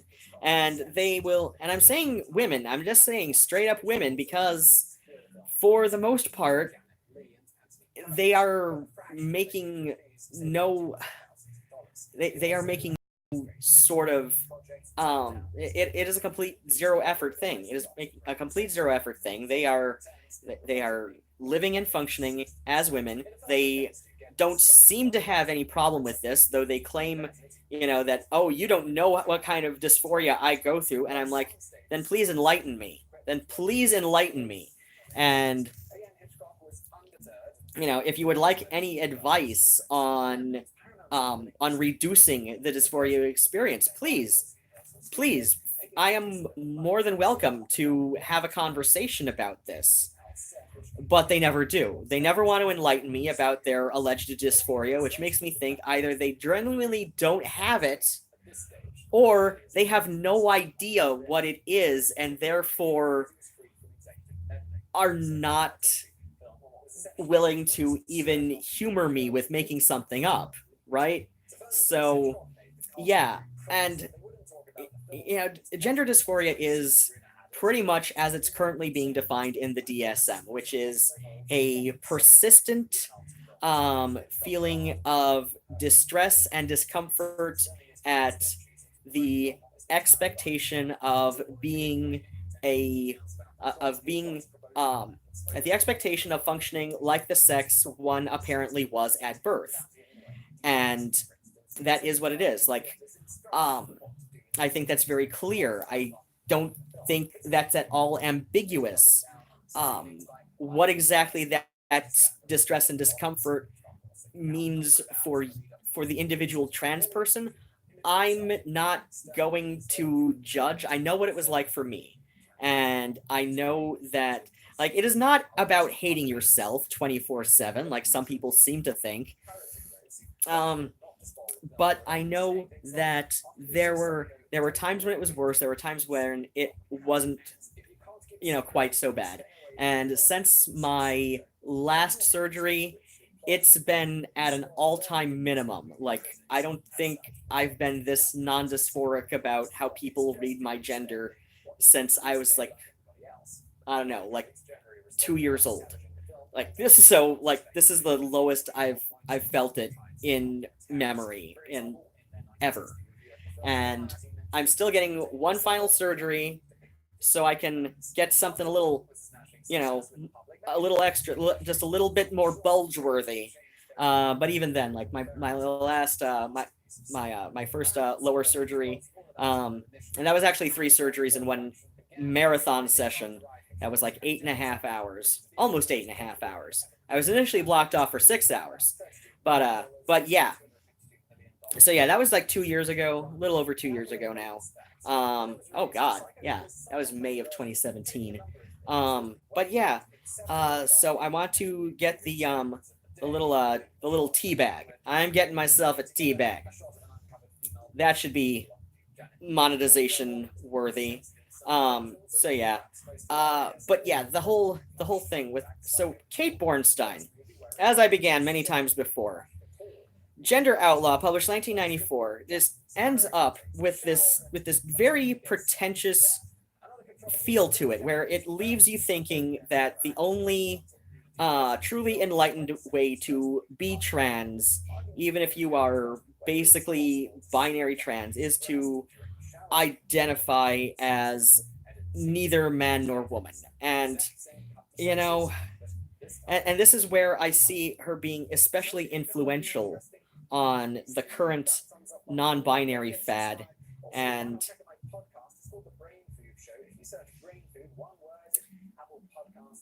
but I don't think she's really getting her due as an influencer on this, because over the last 10 years she's said some really stupid things. Like I said, oh God, well over an hour ago into the stream at this point. So, like I said, about 10 years ago, she wrote this article for The Advocate, wherein she describes the moment that she decided to start identifying as non-binary, as having had a conversation with, her words, politically smart lesbians who said that she had no right identifying her experience as a woman's experience, which again, this makes me think that like maybe this whole like gender enlightenment she has, where she's decided that her gender is outlaw, like it just kind of feels like she was just like admitting defeat to a bunch of TERFs. This really sounds like what it is, but that's another story for another time. I'm not here to armchair diagnose. I'm here to explain why I think Kate Bornstein has been irreparably influential on this. But yeah, she doesn't get her due because, like I said, about 10 years ago there was that article for The Advocate, and then about this was actually like maybe about a year before that article, she was on Twitter, and I am still blocked by her on Twitter because of this incident. This was an incident wherein she was posting to Twitter when Twitter was still all young and soft. Like I said, this was a little over a decade ago now. So when Twitter was still all young and soft, Kate Bornstein was on there posting, and she posted a link to this blog that was specifically this article somebody posted to their blog, and I remember the author of said blog went by Dirt. Their blog has since been completely deleted off of I think it was Blogspot rather than Blogger, but their blog has since been completely deleted. You might be able to find it on the Wayback Machine. I don't know. But again, you like need an URL to find it on the Wayback. I don't know how I would go about getting that at this point. Oh wait, no. I think I referenced an old article. Yeah, I think I referenced that old post on my old pagan blog, of Thespiae. It should be on my old pagan blog is on WordPress. I think I have it linked in not in the description box for this stream, but I think it's linked in the description box of a bunch of my other videos. It might be linked in my about page on YouTube, my old of Thespiae blog.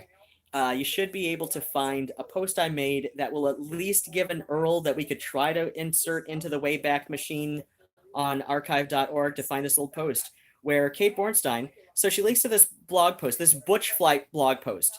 So if you're not familiar with what Butch Flight is, it's this kind of tinfoil hatty conspiracy theory that certain transphobic lesbian identified women have Butch Flight is this, like I said, it's this kind of conspiracy theory that they have about how all the butch lesbians are now turning into men because the patriarchy, basically.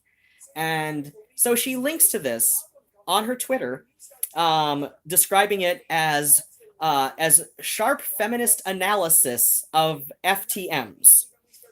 And there was just like a crap storm on her Twitter when she did that. I was one of the people who really chewed her out for that. Like this was like, I was like, yeah, like this was like the same year I had my chest surgery, I believe. And I am still blocked by her on Twitter because of this. I kind of take this as a point of pride. But yeah, she in the comments on that blog, she was also going on about how so many FTMs these days are just jumping into transition without even exploring Butch. And so yeah, like this is where Auntie Kate, like the whole, like the trans community's self-appointed Auntie Kate Bornstein, was really quickly losing relevancy with the trans community. Especially because she's never said anything that gatekeepery about trans women. Like, she really never has. So yeah, like, as far as she's concerned, like, if you're going from M to F, then, you obviously know what you're doing. You know, like, you're not having a midlife crisis or anything, even though that has, on rare occasion, happened. I mean, yeah, like a lot of trans people don't like to talk about detransitioners, but it happens. It happens every once in a while. Unfortunately, a lot of them turned out to be some of the most transphobic people ever when, just because transitioning didn't work for them. So, but okay, it happens. It happens. Every once in a while, somebody has a midlife crisis and they think that they would be, and they have this like grass is always greener kind of thing. And, and then they end up realizing that, oh, this was a big mistake. But, but then what happens? So yeah, this was about the point where people realized that, maybe Kate Bornstein hasn't been exactly relevant this whole time. Because, like I said, when I read that post that she shared on Twitter, that's when it hit me that Kate Bornstein has kind of always been like this. She's kind of always been like this. She's just, this was her Sea Org training that has made it easy to hide. So yeah, like I said, she in the early to mid 1990s, she was like the media darling of the trans community. Like she was the one going on all the talk shows in the States, both to promote her book and to, just generally talk about being trans and the trans experience and talk about trans people and the trans community. And yeah, like she was one of the earliest media figures I personally know of. I think she was the earliest media figure I know of who confirmed that, yeah, there are female to male transsexuals as well. So, there are trans men. There are people who are apparently female at birth, but neurologically develop a male psyche, as was my case. And so, but yeah, like when I think about it, so yeah, like obviously Kate Bornstein is a big fan of gender critical second wave feminism, or she wouldn't be pitching TERF blogs left and right. She wouldn't be describing TERFs as politically smart lesbians, because even though not all TERFs are lesbians, but that's what she that's just how she decided to describe a few one time when she met them in the late 80s or something. So hi Murnau. Hi. Yes, I see you. Oh gosh. Do you want me to stop talking about Kate Bornstein for a minute so I can thump your butt? I don't know why he loves this. I used to have another cat who really loved this. Her name was Vermin. She was a really sweet girl.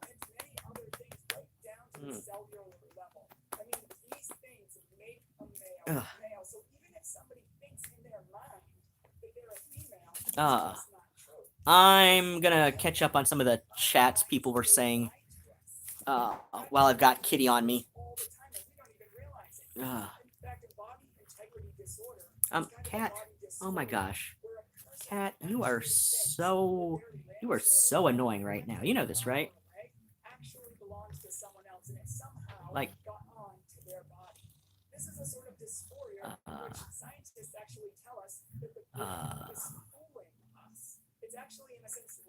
okay, here's where I last look. Okay. Okay, so let's see.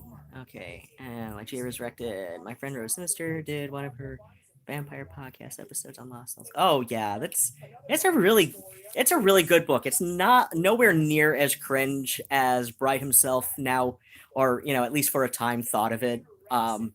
It is very it goes for a shock factor in a way like only early 1990s media could really go. Like it really goes for a shock factor that like only something out of the 1990s could.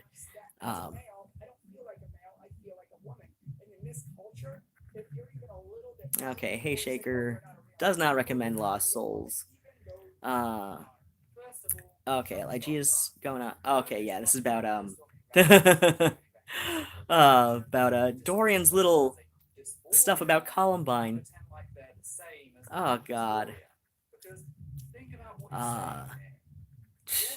Yeah, nobody who was actually bullied looked up to the Columbine shooters because, yeah, like, literally, like I said in my video, at least one kid who was interviewed by MTV News, and I'm actually, like, kind of shocked and appalled that MTV News had, like, the most responsible journalism about that whole, massacre was that, like one of their old classmates said, yeah, like, no, these were not, like, outcast loner kids. They were, you know, they weren't even associated with the goth scene in the slightest. They hated the goth kids.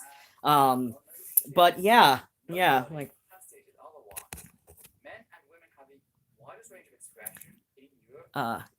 yeah, they were not, like I said, oddly, MTV News was the most responsible journalism around that time about the incident.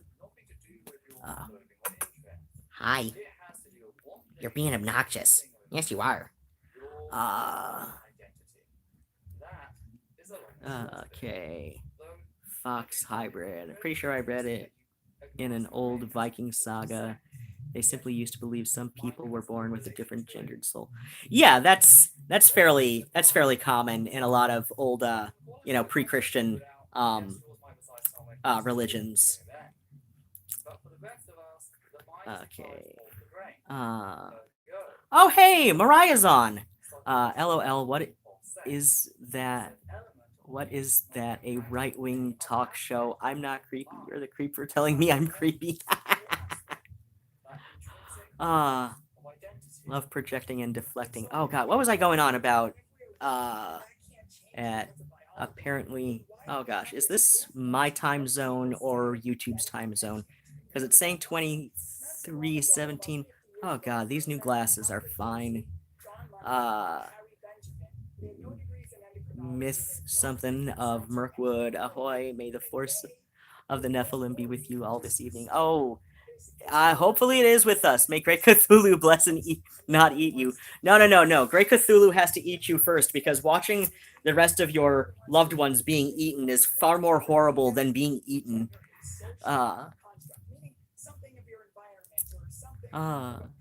I'm not on the same page. I just tuned in, so I'm watching the beginning the video. I'm not straight, a bit of a crooked back. Oh, I definitely have a crooked back. Mariah. Oh gosh, I'm older than Mariah. Mariah's a friend of mine from, originally I want to say LiveJournal, or was that just the, or was it, I know we added each other on Facebook after about a year or something. I can't remember if it was LiveJournal first, or if it was the, the Wild Hunt, comments. Oh, I remember the old days of the Wild Hunt comments. Mithran's 42, feel very old sometimes. Yeah, I'm right between you two, and as far as age goes. Life is a hideous thing.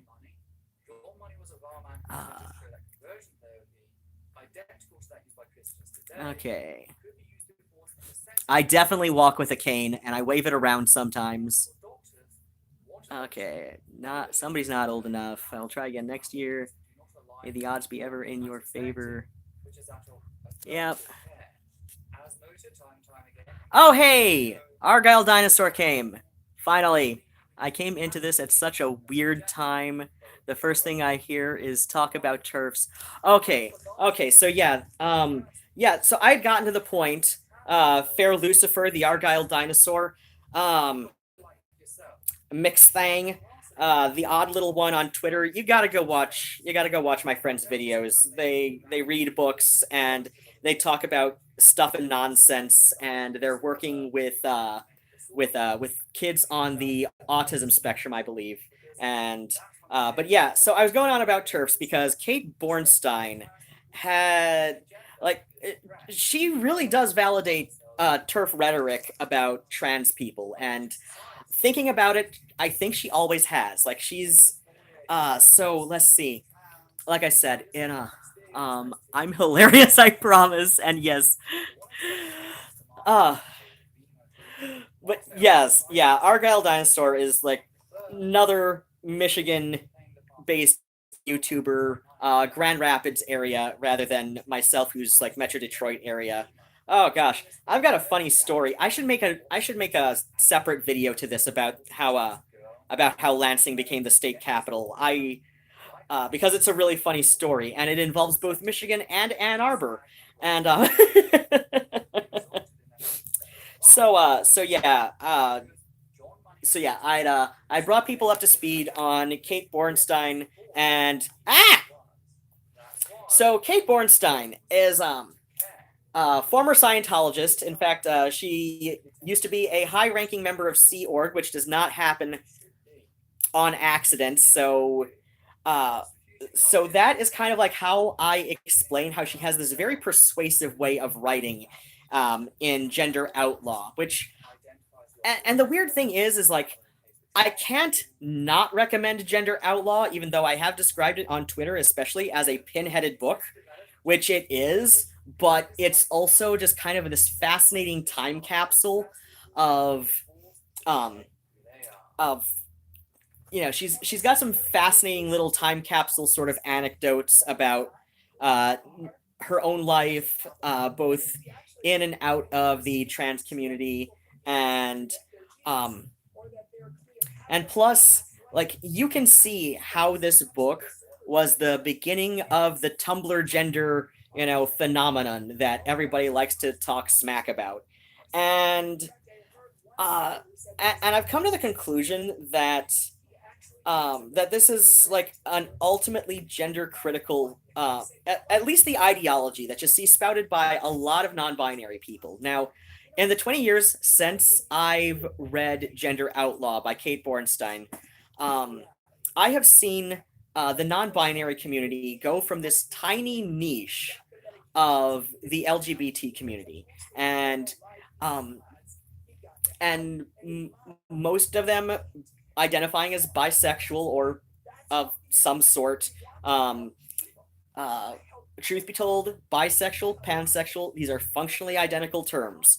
Um, Pansexual people will say that there is a clear difference, and oh gosh, especially when pansexual people say that they don't have a preference, but then you examine like even just their crush history, there's a clear preference that they have for one gender or another. But that's another story for another time. But yeah, like pansexual, bisexual, like I've got to a point where I'm not going to argue with people about like which they want to identify with, because they're functionally identical terms.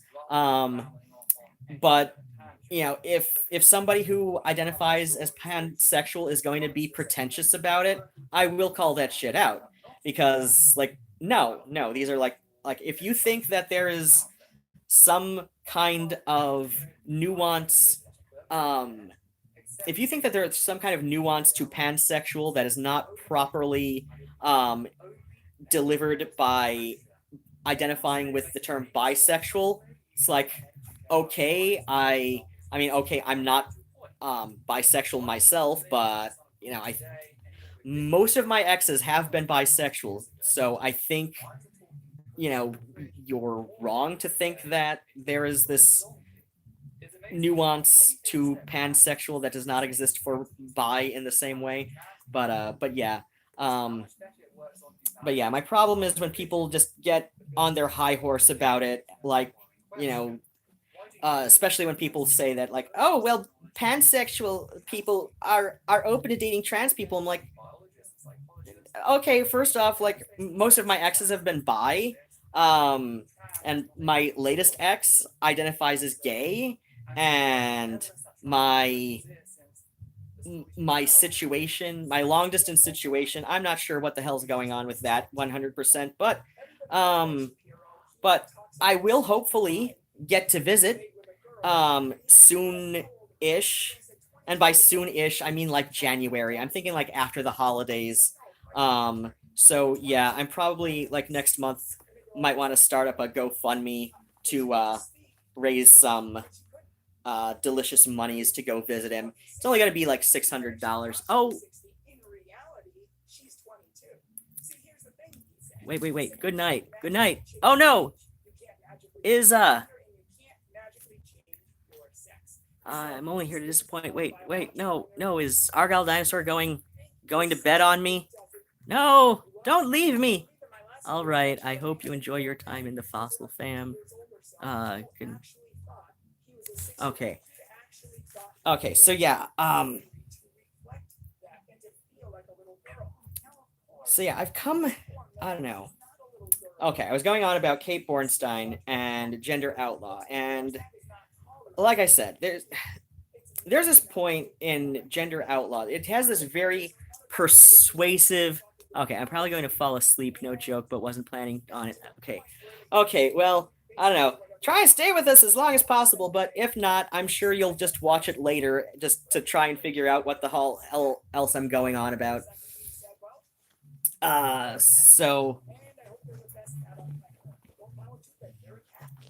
Well, I think I just met you, Mithrine, so, and if you have been on a live stream before or commented on some of my other videos before and I forgot, I'm so sorry.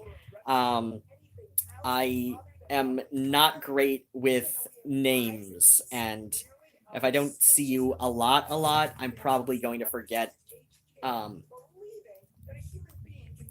But, I will miss you if you go and leave us, because that will give me one less person in the stream, and how the hell else am I going to keep my numbers up, right? So yeah, Kate Bornstein. Gender Outlaw, like I said, many times before at this point, probably several dozen times before this stream alone. Yeah, Gender Outlaw has this very persuasive way of making it sound like identifying as non-binary is the only truly enlightened thing for a trans person to do at any stage of their transition. And there's this very, very kind of high and mighty sort of this very pretentious air that, like, even though she is she's been very open about the fact that she has, that she's a fully transitioned, trans woman, so fully transitioned MTF, so she's had the lower, bottom half surgery. So, but she just kind of has a way of seeming very pretentious about people who even want to get that done. Like you only want to get this done because you haven't truly been enlightened about your gender and all of this. And like I said, she validates TERFs in her article on The Advocate, wherein she describes them as politically smart lesbians, which, like I said, like, not all TERFs are lesbians, and far from all lesbians, especially far from all politically smart lesbians, are even vaguely in the realm of TERF. Oh god, one of my best friends, Susie, she's a cartoonist, or, she does comic strips, and she's based in Guelph, Ontario, and she is very lesbian and very pro-trans, and she has even had some terrible okay stupid dates with people who say that they're trans women early on, but then she meets up with them at the coffee house and they are basically guys. But this has not turned her off from potentially seeing somebody who is a trans woman in the future. Is just like, she knows that these guys are just like idiots, right? So, that they are not representative of, not even going to say all trans women, because, she's highly suspect that any of them have truly been trans women. But, yeah, okay, as an okay Cupid. There's a reason I call it okay stupid. I mean, listen to that story I just gave about Susie. So,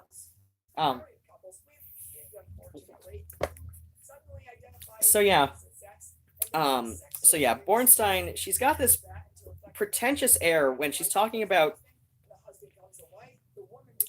trans people who even want the surgery, who even, you know, identify with, you know, a binary gender. Like, and ultimately I've come to the conclusion that this is a very that this is a that her philosophy on gender is not only the primordial soup from which this whole Tumblrgender phenomenon has arisen, but it's also very much at home with the whole gender critical camp.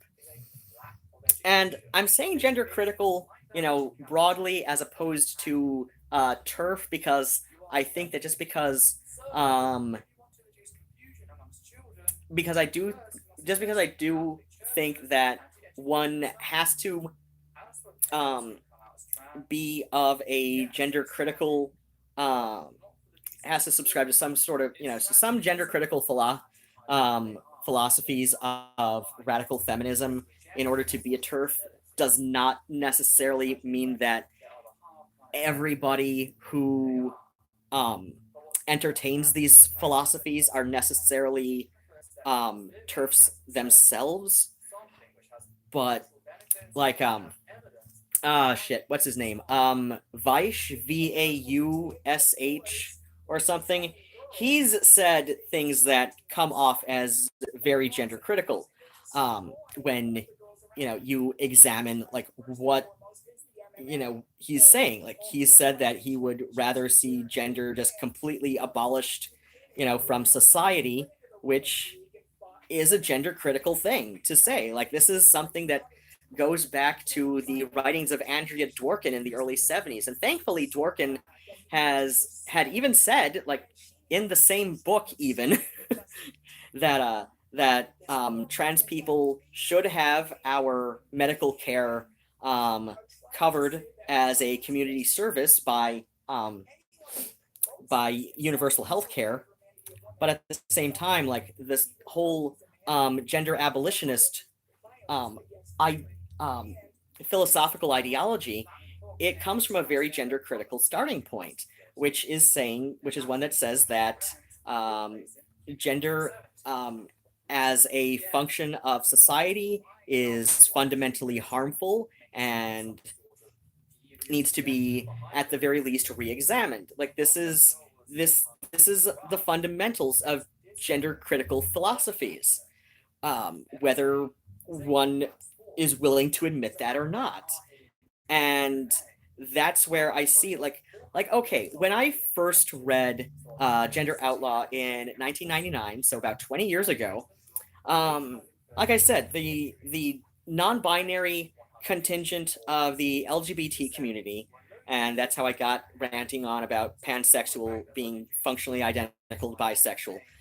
So yeah, they were a relatively tiny segment of the LGBT community as a whole, much less even the trans community, because most just consider themselves bisexual and identifying strongly with neither men nor women, but as, you know, but didn't feel like it was their place to identify as trans because they weren't necessarily dysphoric in a way that that made them feel that medical intervention would be at all beneficial, or at least not at all necessary. So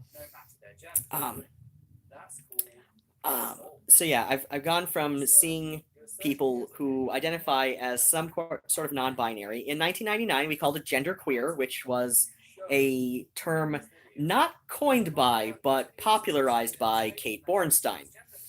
And so, yeah, like, and while I thought that transitioning was out of my grasp, which was, you know, most of the time until I was about 26 years old, when I actually, no, I was 25 when I first started seeing Dr. Salmons. She was my therapist at the time. She's since retired. She's like in her 80s. She deserves to retire. She's helped so many trans people. She's a little bit in her own headspace a lot of times, but like even my first surgeon who and I'm just going to be straight up, Dr. Wilson was a jackass. He was the surgeon who worked on my chest.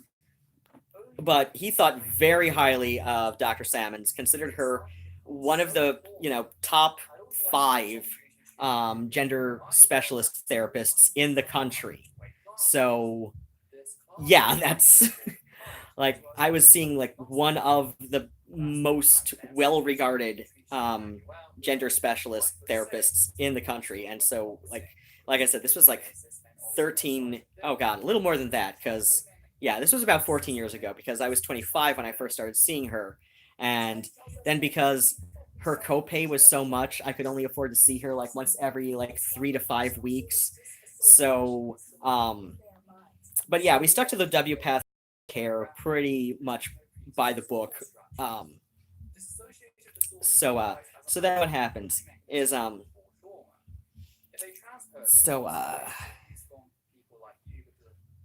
let's see, I was going on about right.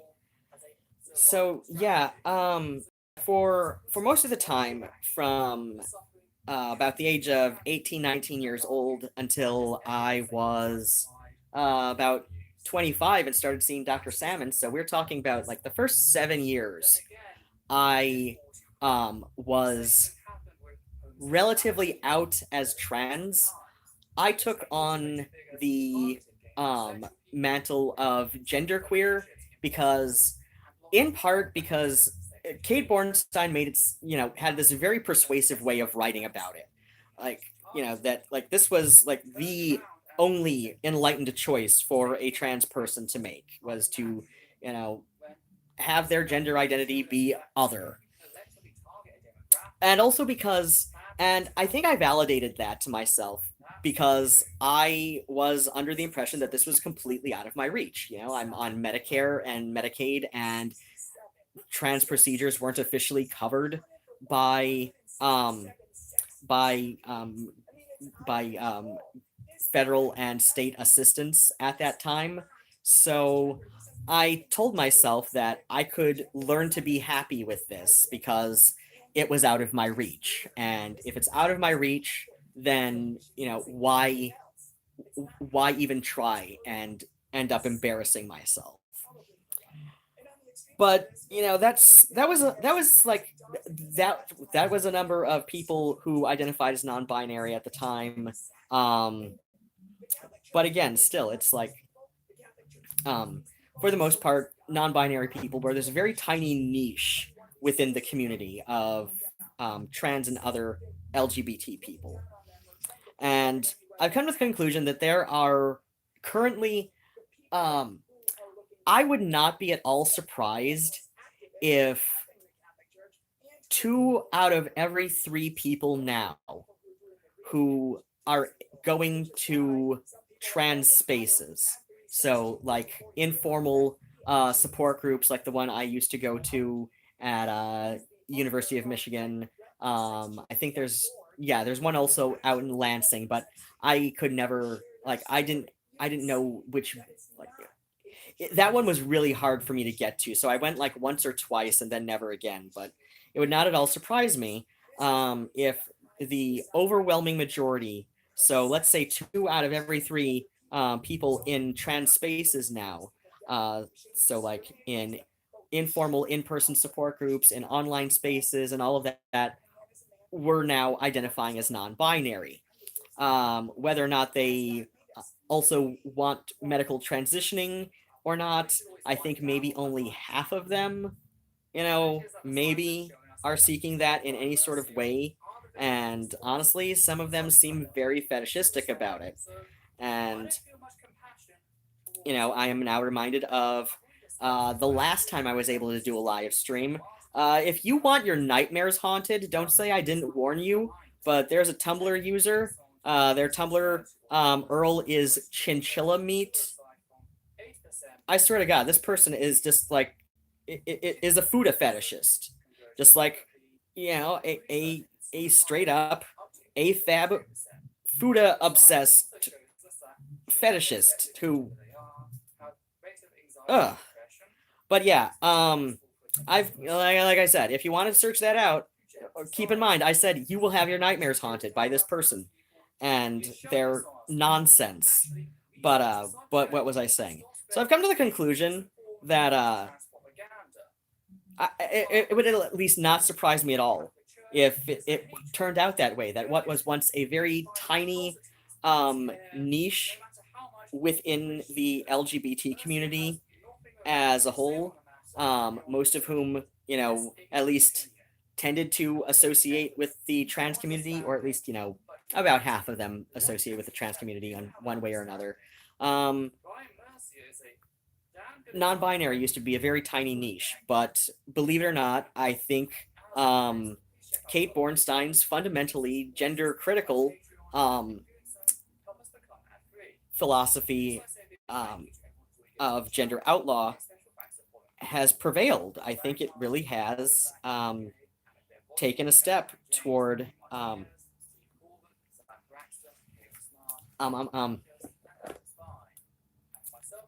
and the thing is, like, it's this very idealistic take on things. It's this very idealistic take on things. Now, I've described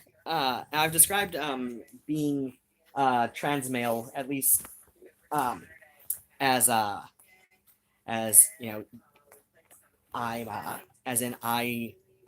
was apparently, I appeared female at birth, but neurologically I developed as a male, and there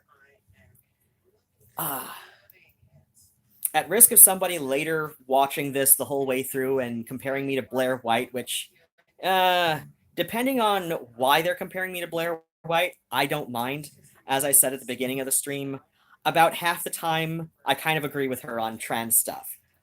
On her, right-wing edgelord politics, I can't stand it, but at the same time, I can be arguably forgiving of what she says, because there are certain things about her personality that kind of remind me of what I was like when I was about 19 years old. And this little 19-year-old left-leaning libertarian edgelord that you were when you were like 18, 19 years old in 1998 and 99 and listening to Howard Stern. So you're like this Howard Stern kind of edgelord. And honestly, like, I read his Miss America book. Oh God, when did that one come out?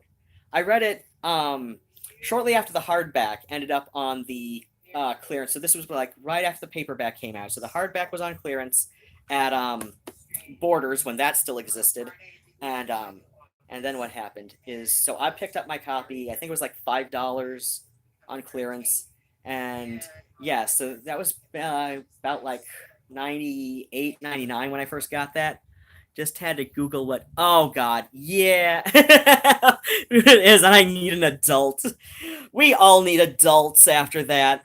The only reason I know about that is because of my best ex, Scott. And sometimes I wonder why I call him my best ex. But I just, and, like, when you've had like, let's see, as a couple, we had off and on about 5 years, and raised about 3 cats together. And, like, when you've got that much history with a person, you have to stay friends, especially if you're LGBT. You have to stay friends because at that point, you know all of each other's, worst secrets. And yeah, it would be like a social suicide to not stay friends, right? But yeah, like Scott, my best ex, he finds the weirdness that human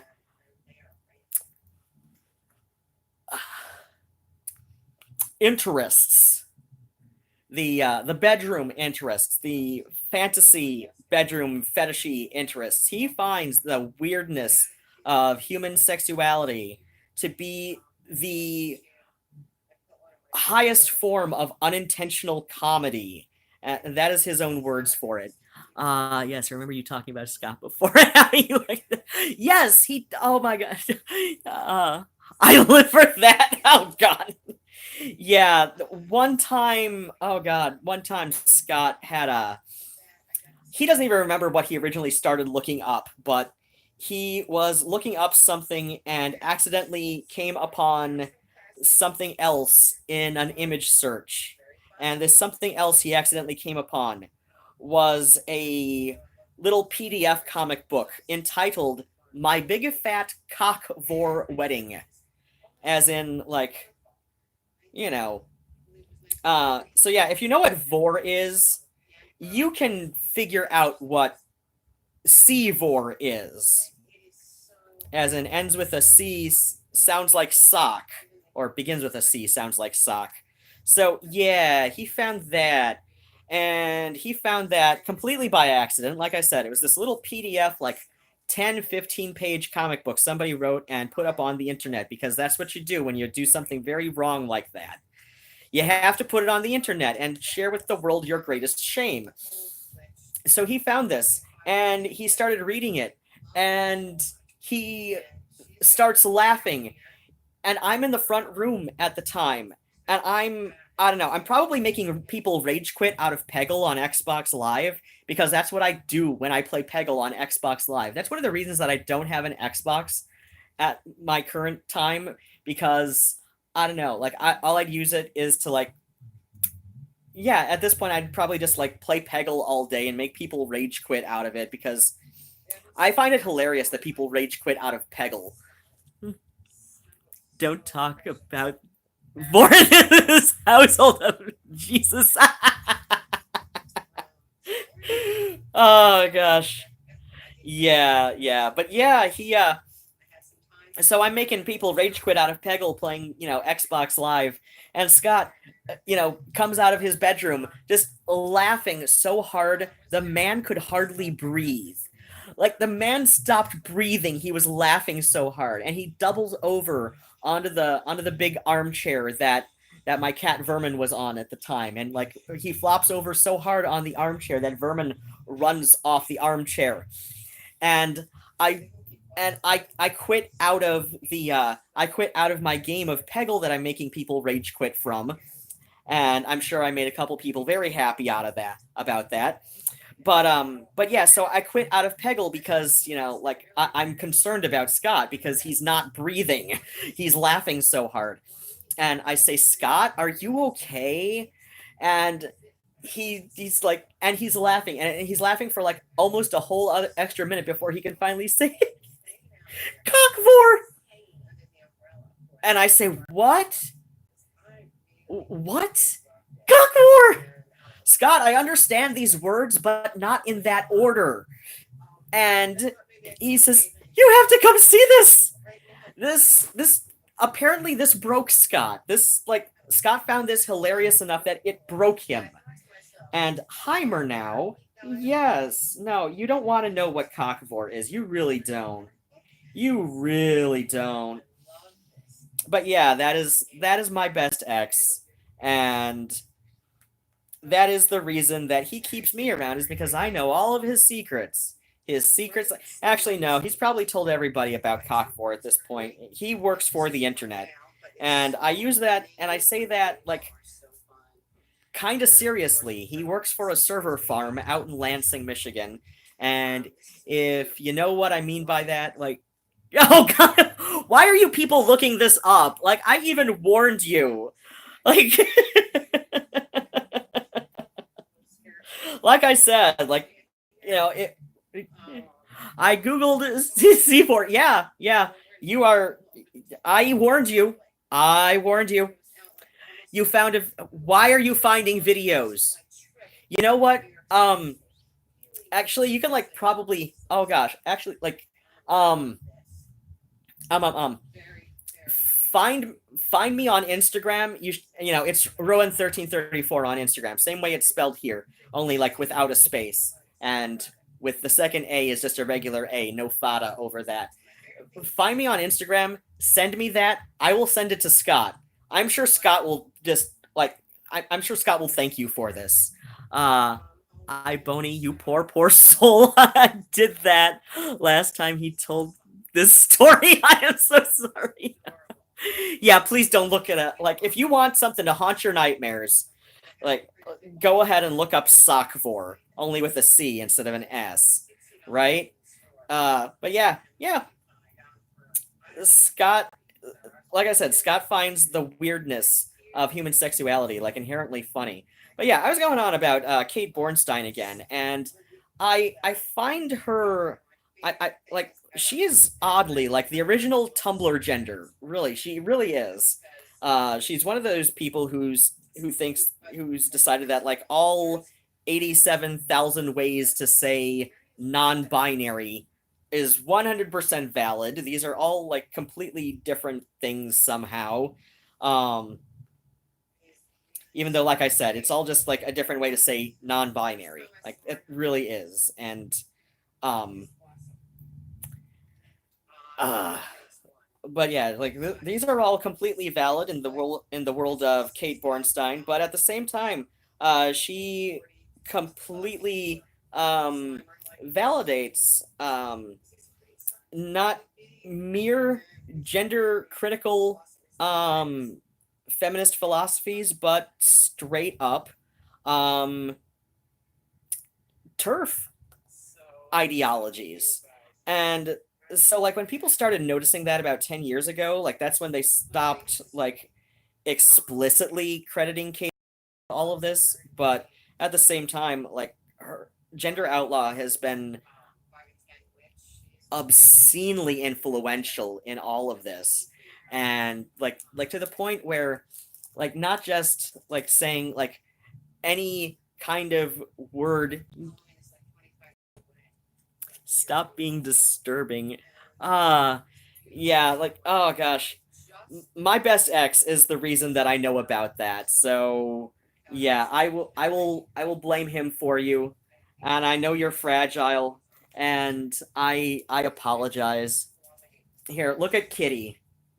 Meow. Meow. Meow, meow, meow, meow. No, you cannot have the thread. No, you cannot have it. You can't. No, you can't. I know you're looking at it. I know you're looking at it. But you can't have it. No. No. But then what happens? So, yeah, and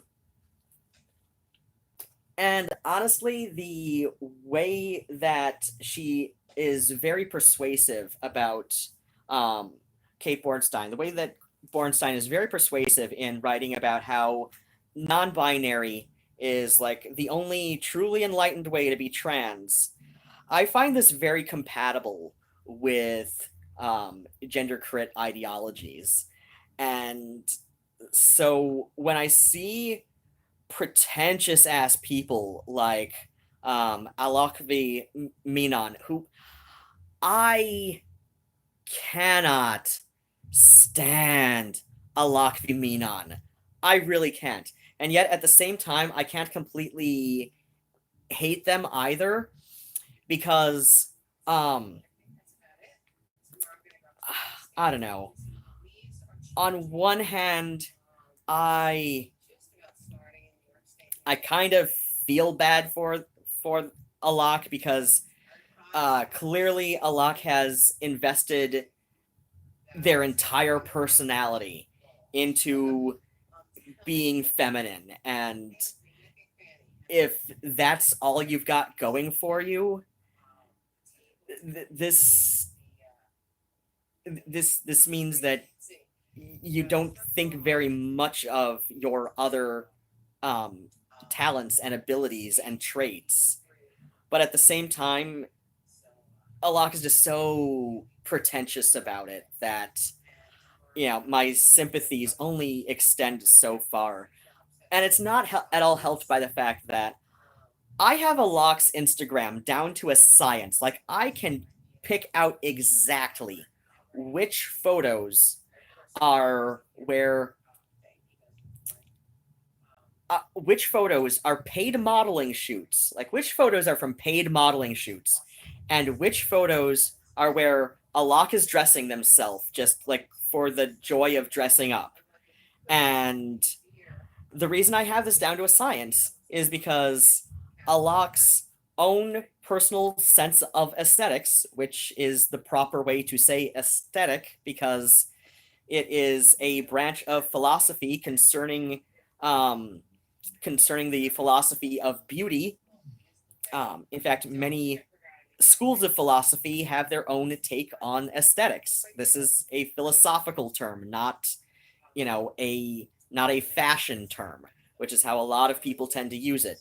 Now, granted, Oscar Wilde's philosophy of fashion was that it was a form of ugliness so terrible that it had to be changed every 6 months. But that's another story for another time, because I love Oscar Wilde. But as I was saying, so Alok's own personal sense of aesthetics, when Alok is dressing up just for the joy of dressing up, is so aggressively ugly. This is garishness just for the sake of being garish and gaudy. When Alok is wearing these talking about the person that has a full beard and two-piece outfit, and called a two-piece outfit a dress. I know Alok has had fairly dense facial hair before. Right now, I think they generally keep just some stubble, but they've also got very hairy trunk, so chest and abs and all that. But yeah, Alok is so as far as my own personal sense of dressing myself goes, I'm a big so yeah, as far as basic fashion pieces and makeup goes, I am a big fan of the of fashion seasons for not as in this season X is in, or this is the new spring collection. No, I mean your color seasons. So it's based on your complexion. It's based on your complexion, and to a certain extent your eye color. A little less so about hair color, just because people can change theirs up fairly easily, and that can affect things. But a lot of people who subscribe to the complexion seasons will also take hair color into account as well, because that can affect how well clothes look on you. But for the most part, it's the complexion of your skin. Secondarily, also includes your eye color, natural eye color, of course. Yeah, your hair color can affect your season dramatically, as long as you stay within certain. But at the same time, what hair color is going to complement your complexion? What hair color is going to complement you best can be dependent on your own complexion. Especially when we're getting into these the manic panic and punky colors splat and all of that. So Alok is a deep autumn. This means Alok has a very warm complexion, and has a very warm complexion that is best complemented with golds, with bronze, with jewel tones, with coppers, with very colors that, and when I say jewel tones, colors that we associate with autumn or fall fashion. So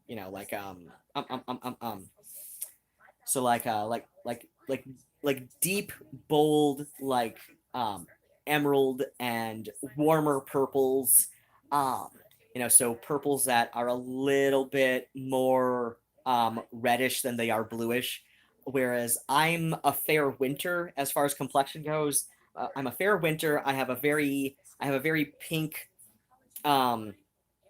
almost lilac, or almost bluish in some areas of my skin, because I also have like combination skin as far as like oily versus dry goes. So yeah, I have a very pink, almost kind of bluish tinge to my complexion. I'm a fair winter, so cool tones work best on me. But Alak is like very married to the idea of wearing pastels that are best suited for spring or fair summer complexions, which in effect on their very warm autumn complexion makes them look jaundiced a lot. Like like if a lock turned like if you're looking at a picture of a lock v Minon on Instagram and you see and their skin looks more yellowy than bronze, this is a lock, wearing colors that do not flatter a lock's complexion, and where I am certain that this is where Alak is allowed to dress himself for these photos, because somebody paying him to model, like, for clothes or for an art like for art photos that they want to do for this other project, for some project or another.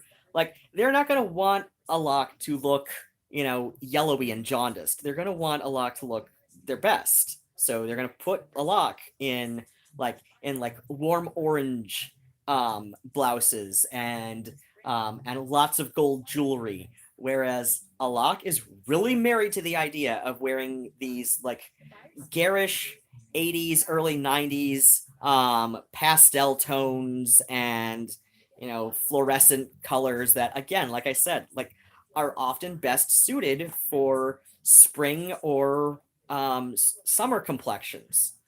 And he has a much warmer complexion than a lot of what he likes to wear. And like I said, it's just so, there's this aggressive sort of ugliness. I just found Black's video about Alak, and the top comment is, "You need dysphoria to be trans. Have a great day." Yeah. Now, oh gosh, yeah, the dysphoria comment just reminds me of like bringing back around to Kate Bornstein. So yeah, I don't remember how much Bornstein was going on about dysphoria in Gender Outlaw, but again, like this very gender abolitionist take that she seems to have, which, like I said, comes from this fundamentally gender critical perspective.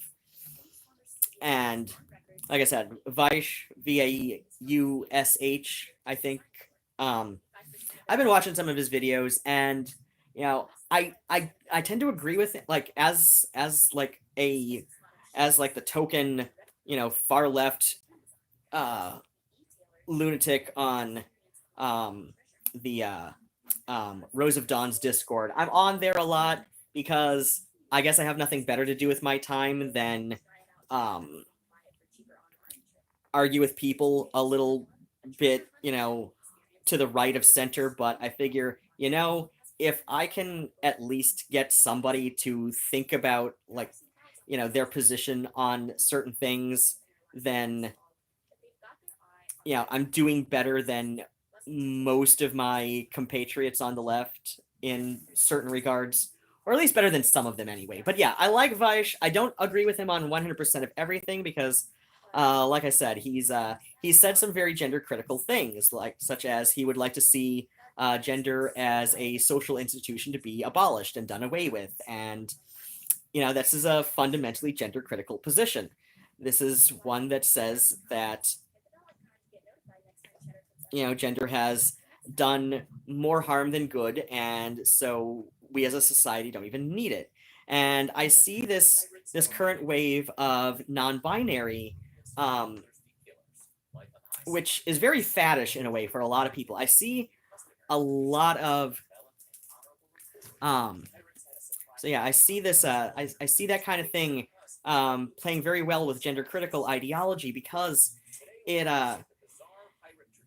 because if everybody can potentially be of their own gender, then nobody is of any gender. Like, if there are as many genders as there are people, between Blade and the Crow, isn't Blade an actual vampire, and the Crow, the Crow is a ghost. The Crow is a ghost, so we're asking, like, ghosts versus vampires, and there are ways to kill vampires. You can't exactly kill a ghost, though, I know if we're going back to the first movie, which is the only one that I've seen the whole way through, oh, yeah. I know at some point, in the first one, Eric, his abilities to self-heal were, declining, but that's because he had a set amount of time, back amongst the living in his own way. So, I don't know. Tough call. But then again, like I said, like, an actual vampire versus a ghost that has, 24 hours to get shit done. It's like, he could kill a vampire in that time. Crow is corporeal, though. Yeah, but, he can heal himself within, for most of the 24 hours he's got. So, he's got a corporeal body. So, yeah. More like a revenant. Oh, okay, yeah, like, yeah, as opposed to, yeah, I don't know. Tough call. But yeah, like, the whole thing. So, yeah, I've come to the conclusion that there are 4 types, because, like I said, as I've said many times before, in the 20 years since I've read Kate Bornstein's Gender Outlaw, I have seen, the non-binary community go from this tiny niche, only about half of whom, considered themselves part of the trans community, into probably the largest faction of people identifying with the trans community. And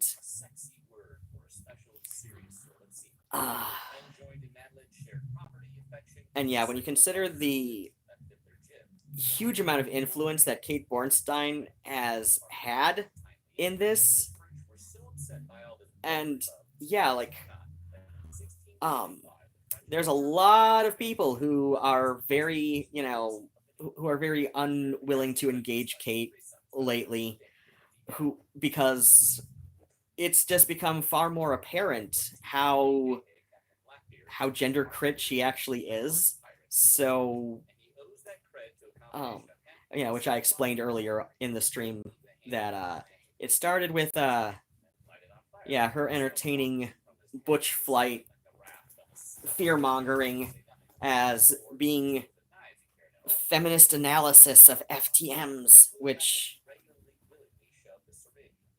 I'm like, honey, just, but yeah. And then she blocked me on Twitter, and I still take this as a point of pride. Because I know what I did. Unlike how I got blocked on Twitter by Erica Moen, and I have no idea what the hell I did.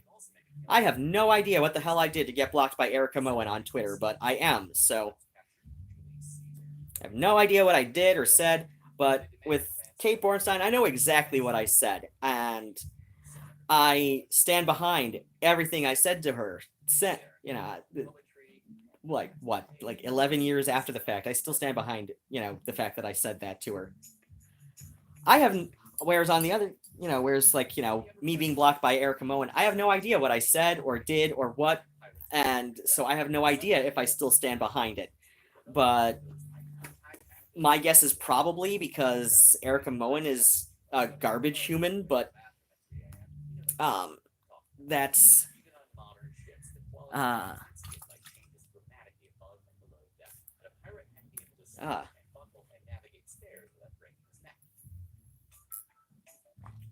Credit for the invention of Grom goes to sailors in the British Navy. First started Is this gonna let me see what time it is? Oh, No one okay. midnight.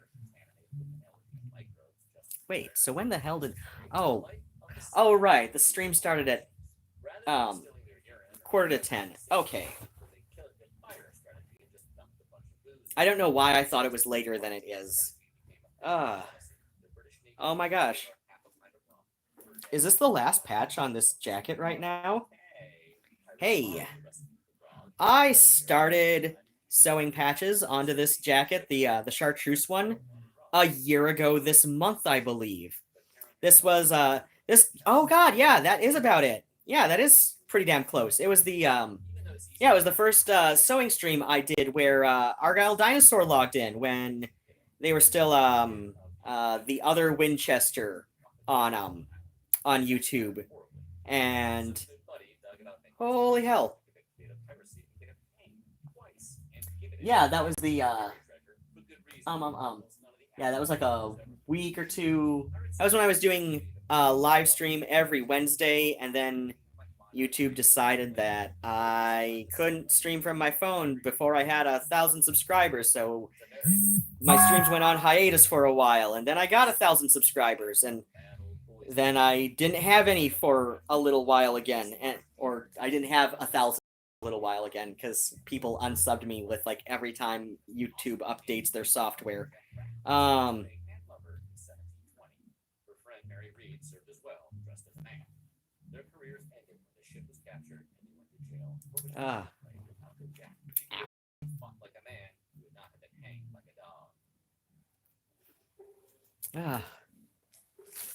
there is some evidence pirates did use walking the plank as a form of psychological torture, there's not evidence to prove it was widespread practice. It got its roots not in fact, but in the rise of pirate mania in 19th century entertainment. Pirates got really creative when they offed people, and they weren't averse to torture, but most of them were just ready to be done. Quick and clean was the rule. Actually, the most common form of death by torture involves something much worse than a plank. It was called keel hauling, and it's absolutely savage. You throw the victim under the boat, then you hoist him up one side, pass him under the ship's be covered in barnacles sharp enough to unstick your flesh, and then secure a weight to his legs to keep him underwater while the ship drags him to his end. If he's lucky, maybe the blow from the keel will be enough to kill him before he drowns. Very cold, pirates. The first mention of the Jolly Roger comes out of A General History of the Pirates by Charles Johnson in 1724, but there are a few different versions of it. Your alternative pirate flag might have red skeletons, hourglasses, men standing on skulls. You see the pattern here. Blackbeard's flag, for example, had to be as hardcore as the man himself. He settled on a skeleton to see the devil while steering. Okay. Because that's how he rolled. Yeah. You can't help but feel like a syphilis syringe would have been even more chilling, though. Cis. Cis is, it's from the Latin, like, trans is. So, like, cis-alpine v trans-alpine. In the original Latin, trans basically meant, on the Roman side of the thing, and cis was, cis was on the Roman side of the thing, and trans was, on the other side, like the further side from Rome. So yeah, it's basically like just the opposite of trans, and it's remained in common use in chemistry and certain branches of biology. But yeah, the term cisgender first entered, actually it first entered the lexicon, oh god, I want to say early 20th century, and didn't really take off amongst the the general populace all that easily, because it was like confined to medical texts at the time. but I want to say mid to late 1990s on Usenet, you know, groups like alt.transgender or something, it re-entered the vocabulary on Usenet amongst the trans community as, you know, just like as just an what's it called, a neutral way to refer to people who aren't trans, you know, so, you know, without any implied judgment calls such as saying like normal people versus trans. So and, you know, without emphasizing biology, because as I said earlier in the stream, biologically speaking, all biological sex really is reproductive potential. And even amongst intersex people, like, not all intersex people are sterile.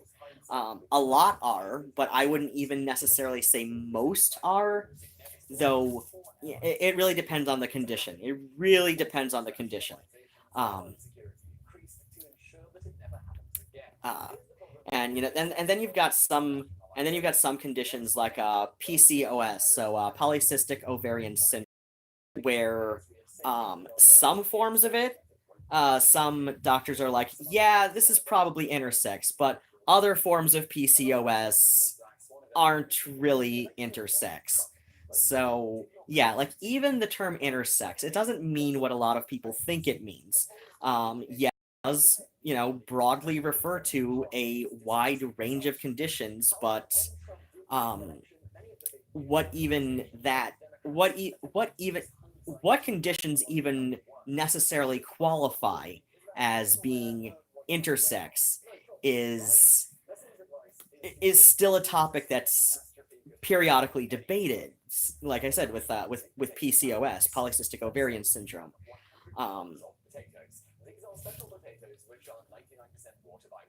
And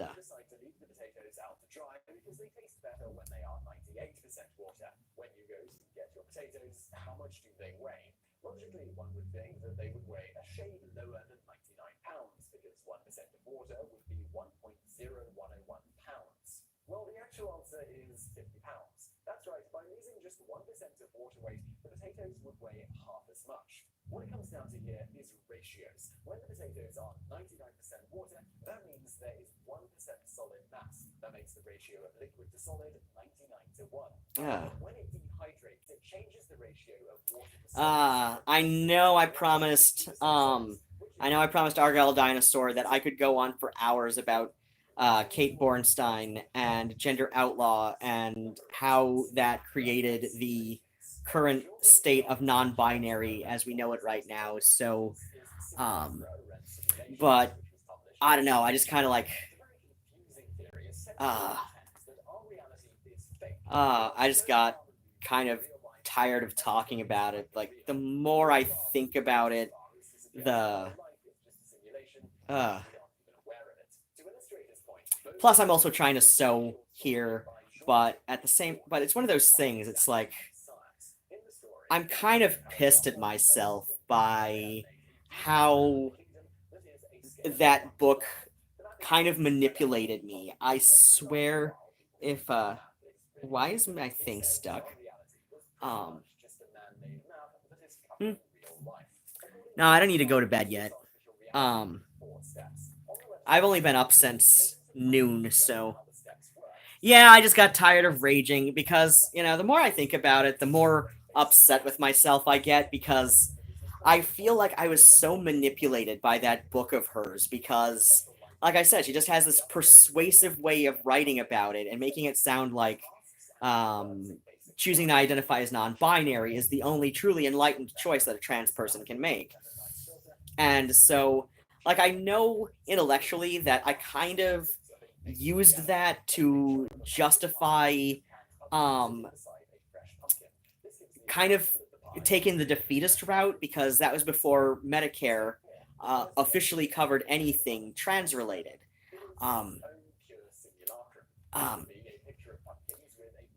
So, like I said, this was like before Medicare officially covered anything trans-related. So, like I know intellectually that like I was kind of like using this ideology of hers to justify feeling defeatist about it and not really trying, but at the same but because I had this ideology to I don't think about Magdalene Burns. I'll say that much, okay? Like I know she had brain cancer, but I'm like I don't think about her. Yeah, I know she's dead. Like people die, it happens.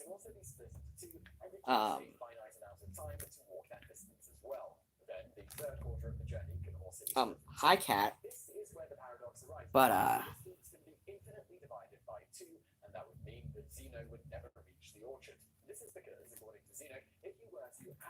I kind of I feel like if I hadn't read that book, I might not have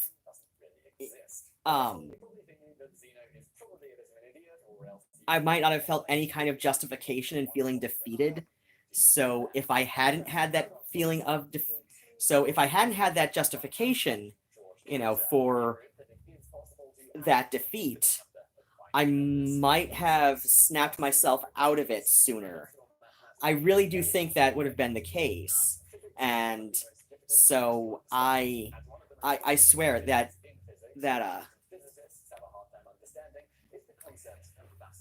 so yeah, I think that I honestly think that having read Gender Outlaw like set back my own transition at least 5 years. At least 5 years, I think it did. I really do think that's what it did. And but yeah, like I don't know. In retrospect, this many years after the fact, I do see how her ideology in that pinheaded book of hers does play very well with gender critical ideologies because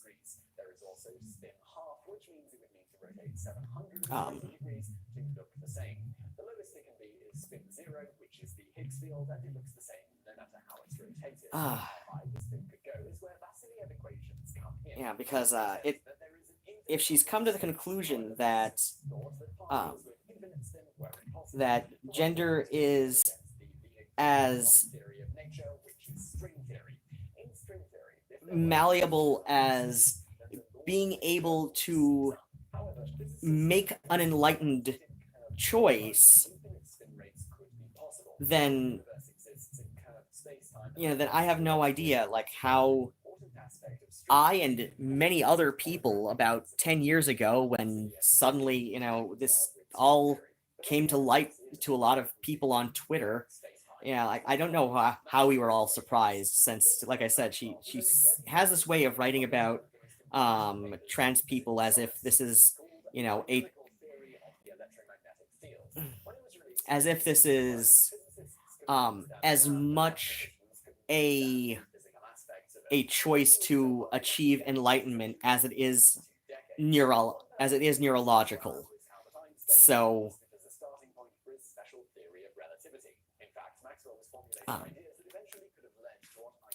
which is where I see this playing very nicely with gender critical ideologies, because she does have this way of making it sound like like, okay, well, your neurology may be telling you this, but you could make this enlightened choice and you're just halfway there because because of your neurology, unlike other people. And that's just like I said, that's where it seems to play very nicely with gender critical ideologies to me. And she's just taking like the old school Andrea Dworkin trans inclusionary gender criticism, but rather than the trans exclusionary gender criticism. It's two sides of the same rusty coin. That like on one hand it's like, okay, I sort of see what you're saying, but on the other, you're kind of up your own ass. Like just so So, and that's where I see, like, when we get all of this, like, woke scolding from the um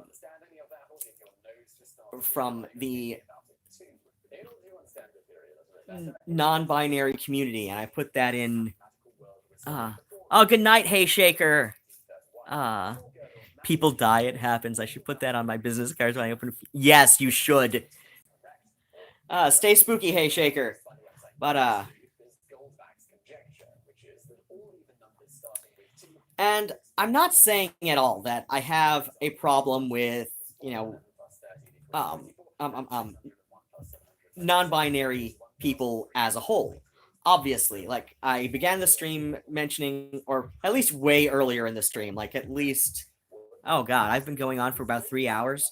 Okay, but yeah, like, way earlier in the stream. So let's say like 2 hours ago, I was explaining how societies, especially pre-Christian, have recognized some amount of non-binary genders, like um um um, um I can't remember exactly which country in Southeast Asia. It's one of the littler ones. I want to say Cambodia. I was saying Cambodia earlier in the stream, and they basically recognize 5 genders broadly. Cis men and cis women, obviously, since this is the most common outcome. Then they recognize people who would be broadly considered, at least some of them would be considered trans women. Some would be, considered effeminate, because, they think very broadly about it in, this country. I know in the Thai language, Kathoy refers to not just trans women, but also effeminate gay men. Honey, there's a needle, like, right here. So so they recognize people who have a female soul but were born with a male body, or female psyche, if you want to use more psychological terminology, even though that literally means soul in Greek. And they also recognize people born with a male soul in a female body. And then they also recognize people whose soul is equally male and female. And, they're not necessarily born with apparently intersex bodies, but,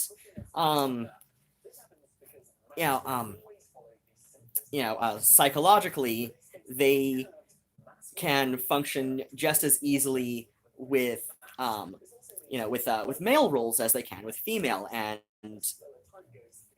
continues. So like I said, I want to say this is Cambodia.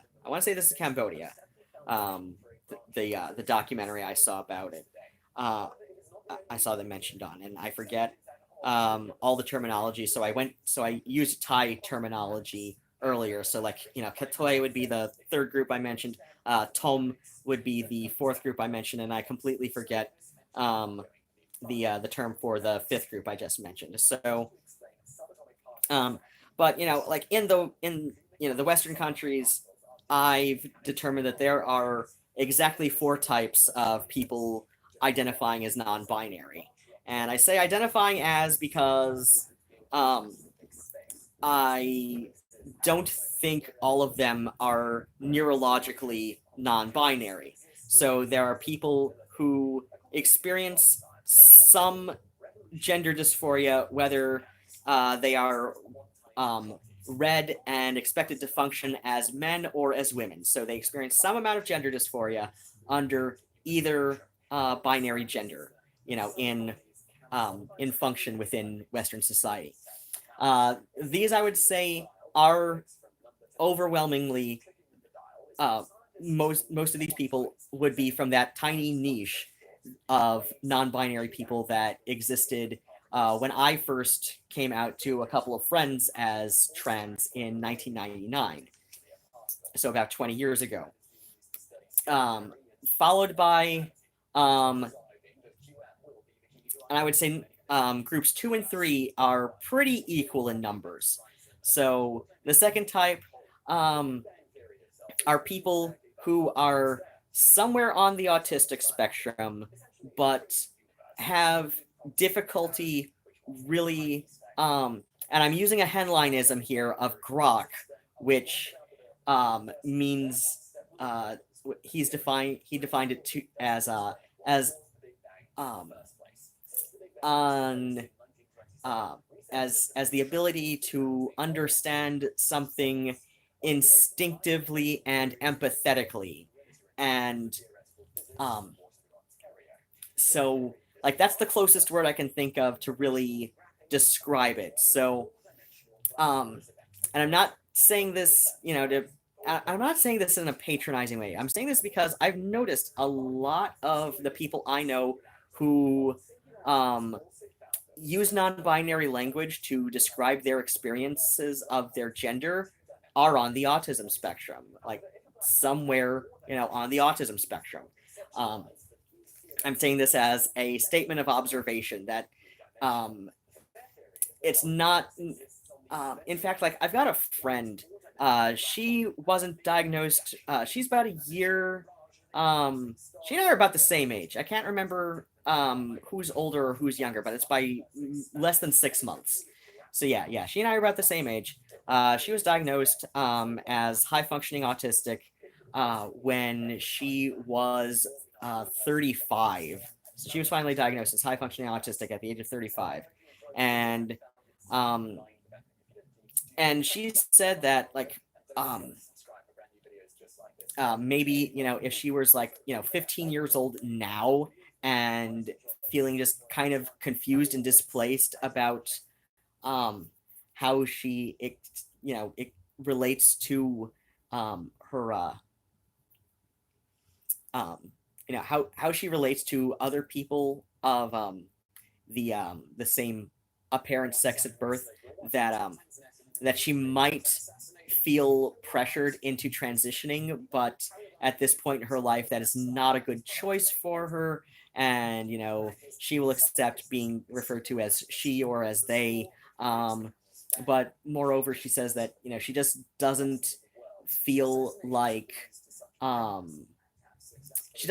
femaleness is an inherent part of how she relates to the world. She's just herself, and being a woman or female or whatever, this doesn't exactly factor into it, but it's also not something that she feels she fully comprehends, but nor does she fully comprehend maleness or manhood or that kind of thing. So the only other option with the current state of the English language is to say that she identifies as something outside of that binary of manhood and womanhood. So like I said, I know that this is like a potentially hot button sort of thing to say, but it's based on observation, and it's based on anecdotes of friends of mine who are on the autism spectrum,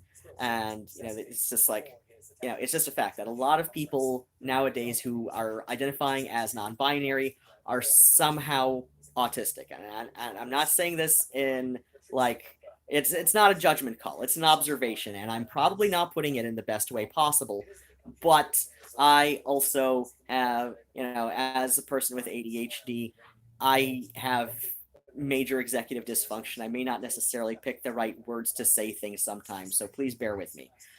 So number 3, I would say non-binary type number 3 is very close, if not the same numbers as non-binary type number 2. So number 3 would be people who are binary trans, but who have chosen to identify as something intermediary before transitioning. I myself did this before transitioning at the age of 26. Let's see. Kat Black on YouTube. She's been very open about the fact that she identified as genderqueer when she was in high school, and up until like she was about 20, 21 years old, and she's like 28 now or something. So yeah, she's been very open about that. Natalie Wynn, aka ContraPoints, also very publicly identified as genderqueer before transitioning, and now identifies as a generally binary trans woman. So, um, um, um, um, oh crap. There's another friend of mine who was kind of in the same boat of like, uh, oh yeah, oh yeah, my friend, yeah, another friend of mine, yeah, she definitely, had that little like, identifying as non-binary, sort of this intermediary, identity before transitioning. Fashion model, Andreja Persic, um, she identified as being between genders or between the genders before she publicly came out as a trans woman. So like when she was still modeling um, menswear as well as women's wear, she identified as non-binary, very briefly before transitioning. Um, so yeah, like I said, non-binary type number 3, I would say, yeah, would be like people who are generally binary trans and on this and like going with this intermediary identity before transitioning. And for whatever reason we had this intermediary identity before transitioning is like, it can vary sometimes, like Cat Black, you might just be a high school kid and just kind of figuring your own self out, and that's fine. Like myself, you could just be, like in poverty and feeling kind of defeatist. So, you figure, okay, if I can't do this, which I probably could have anyway, but I'm not dwelling on the past, but so like if you're feeling kind of defeatist, because you're in poverty and you think that transitioning is out of your reach, you just be like, okay, well, identify, like putting out this personal identity that's somewhere in between is better than than being completely, then it's better than accepting my apparent, sex from birth as the defining factor of my gender. So and then like non-binary type number 4, which I would say is definitely most common now, or at least it seems the most common anyway, and that would be people who don't really seem to understand what, they've taken, like, these are people who are generally cis, and by generally cis I mean that they will tend to identify as non-dysphoric but not necessarily ASD, like type number 2, where yeah, my friend, she's not necessarily dysphoric, she just doesn't feel that she just doesn't feel like she really comprehends what what womanhood means any more than manhood. She just kind of, she's okay with functioning in let's see, she moved to France about a year and a half ago, maybe 2 years ago, but yeah, she moved to France. So she was functioning in American society as a awkward young woman, and now she's functioning in French society as a somewhat less awkward young woman, and she's okay with people reading her that way. She just doesn't really, she just feels she doesn't have an innate understanding of what gender even is supposed to be, and that's okay. That's okay. Like I said, that's not a judgment call of my own. That is like her words, somewhat paraphrased. I know we had this conversation a few years ago, she and I, and but yeah, that's like in um contrasting with myself, where I do feel I have an inherent sense of my own manhood. It's an effeminate manhood, but that's where, and see, that's where I see a lot of type 4 coming through. I don't think they're necessarily all bad people, but I think there's I think the fact that the non-binary community, as per Kate Bornstein's gender outlaw, is so ill-defined. And by ill-defined, I mean that it's defined by how inexplicable it is. Like, that is how it has been defined in especially recent years. It's no longer defined as it's not necessarily defined as people in group one who are genuinely dysphoric when expected to function full-time as either men or as women. It's no longer understood to also to be people who just find it difficult to even comprehend what the gender binary even means on an inherent level, much less how they relate to the gender binary. And it no longer includes people who are, intermediary, between transitioning and not transitioning. It is including people who I've literally seen definitions of non-binary gender just straight up include gender nonconformity. And I'm sorry, but as an effeminate gay man, I am by definition gender nonconforming. But that doesn't mean that I exist outside the gender binary. It means that the gender binary is, more like a spectrum from black to white with all this gray in the middle. Like, that's how I see the gender binary, is there is like, this, black to white with all this gray in the middle. And effeminate men, like, say, effeminate, like, say, like, your like your Arnold Schwarzenegger is right here, like these pillars of masculinity are like right here. So here we've got like Arnold Schwarzenegger, Steve Reeves, and then like down here we've got like Simon Whistler, because I've got a top 10s video going on in the background right now. And like around here we've got like, James Charles, Jeffree Star, like people who are very clearly identifying as men. They're just quite effeminate and are okay with just being effeminate men. And then like, in here, like smack dab between like, men and women, like right here, we've got the people who are, non-dysphoric, or who are doubly dysphoric, let's say. Let's say we've got the people who are doubly dysphoric, whether they are expected to function as men or as women.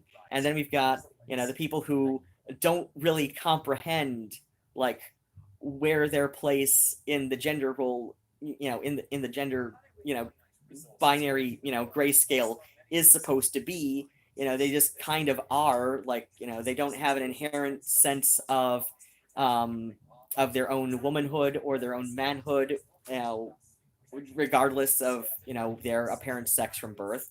They just kind of are. They live, they hang out, right? Like, you can call that agender, you can call that, gender neutral, whatever, like, but it comes down to the same kind of non-binary function.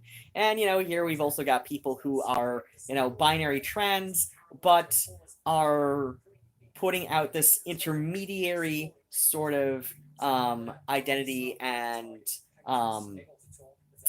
expression and role between, not between pre-transition and medical transitioning.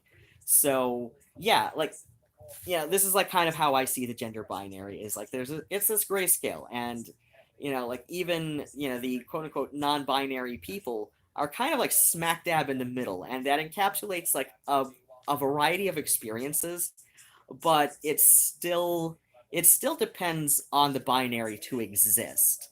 But again, we see like people who assume that, like gender nonconformity, whether it be effeminate men or, masculine women, are somehow, because, it's just close enough to non-binary, that means you're non-binary. And I'm like, that exactly.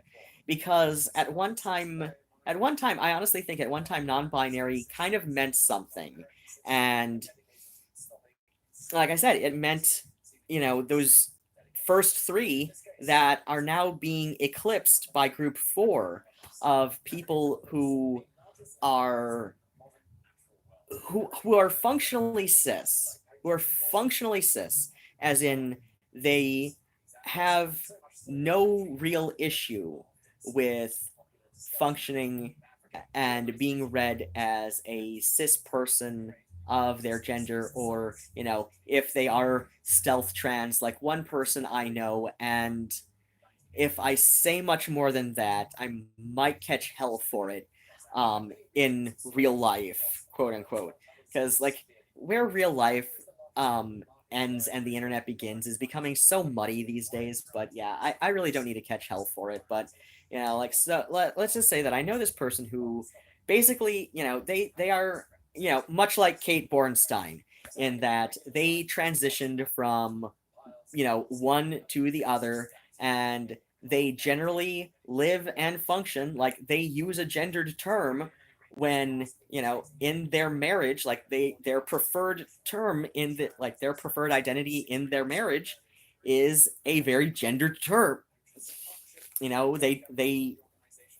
want to go by the gendered version, not by simply spouse, the neutral term spouse. Like they want to be referred to by the gendered term, and they just want to go by they. They just want people to refer to them as they, rather than the gendered, the more clearly gendered pronouns. Which I'm like, at that point I'm like, why? At that point I'm just like, why? Like, if that is literally all that is, like why? Like, I don't understand. And it's not necessary. I don't know, because yeah, like we're at this point where non-binary is meaning less and less, and I kind of feel sorry for people who are actually in the non-binary, part of the grayscale between, binary men and binary women. I feel like we're at this point where, like, and I kind of feel sorry for the people who actually are non-binary, especially, of groups one or two, because group three, we eventually get our crap together. We eventually get ourselves together and figure out that we need to transition. And um we're not always the swiftest about it, but we eventually figure it out. And we'll do what we need to do. And like I said, like, while I would consider group three in my description a relatively valid definition of non-binary gender identities, it's at the same time, it's different than groups one and two, which, like I said, group one is probably the smallest at this point, which is people who are who genuinely feel they experience gender dysphoria when expected to function as either their apparent, as either the gender associated with their apparent sex, or as the gender on the opposite of the binary. So it's like, they cannot has, as with the five Cambodian genders, and I'm just saying Cambodian for the sake of simplicity at this point. But then again, I went and explained it, so like Cambodia. Again, it might also be like rural Thailand or Laos or something, but they recognize five genders, which are cis men, cis women. Broadly defined, thought it was Kate. I thought Kate B. Okay, was perhaps identifying something in between of old school Benjamin standards. Kate Bornstein, yeah, I'm not exactly sure. I know, I'm not exactly sure what she's going on about. with her current state of non-binary. Yeah, I know the Harry Benjamin standards. That was something else. That sure was something. Yeah, I'm not exactly sure, but I do know Kate Bornstein's had yeah, ye old days of primarily text internet. Now people just watch video. Yeah. Hi. Hi. Oh, why'd you want on my lap? Do you want dinner? I think you do. I think he wants dinner. Oh, yes. Yes. You're cute. Are you done hearing me rage at the internet? Huh?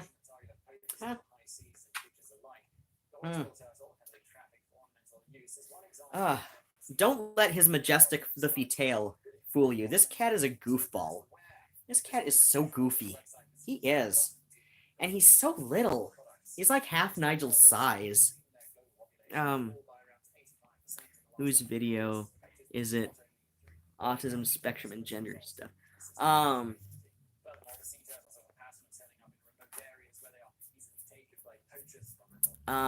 I'm not sure. Wait, did this thing switch to no, it is still on live chat. Okay. Hello. Okay. Are we gonna have dinner now? Yeah, I think we will. Okay, so this is saying I've been going on for 3.5 hours, and I started at it's 1:15, so that makes sense, right, kitten? Oh, yeah, he's like 2.5. He's not a kitten anymore. I should stop it with that nickname. But he's like half the size of Nigel.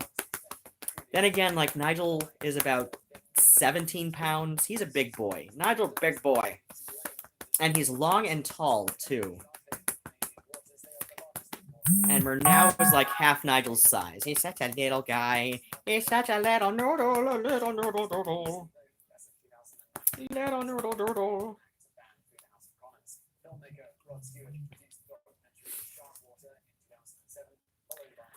Oh, God, yeah.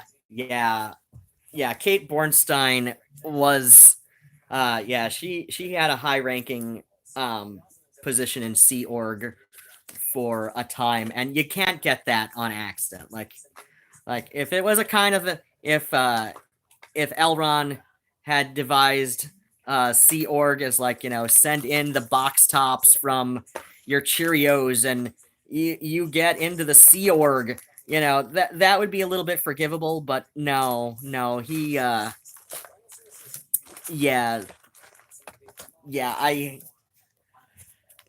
after having learned what I have since learned about Scientology, I am a lot less forgiving of what the hell Kate Bornstein was doing and how manipulative Gender Outlaw comes across now. It really does feel like that, because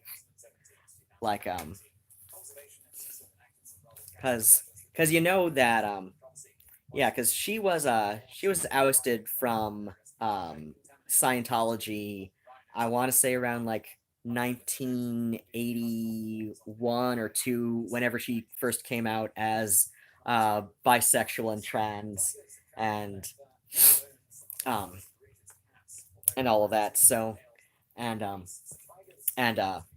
her family dissociated. Like, she hasn't seen her daughter since like 1984, I think she said one time in an interview, because of Scientology and how they dissociate from former members. But yeah, if I'd known in 1999 what I know now about Scientology, I probably would not have read Gender Outlaw, because like everything I have since learned, especially from Leia Remini, agreed on the bi versus pan thing. Oh, had to pretend they were yeah, bisexual and pansexual, they're functionally identical terms. Like, and plus, like I said, like I know, like I'm not gonna argue with people if they feel that pansexual or pan romantic or whatever is like a better if they feel that's a term that if somebody just feels that's a term that they identify with better, if they think it delivers some kind of nuance that the vocabulary of bisexuality does not necessarily convey, it's like, okay, I think you're wrong, but sure, that if that works for you, that's fine.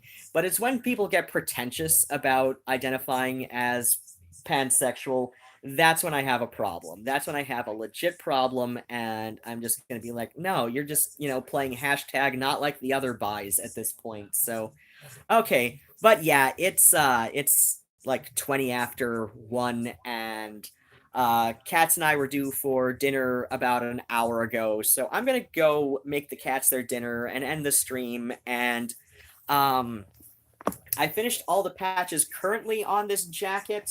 I think I might add some more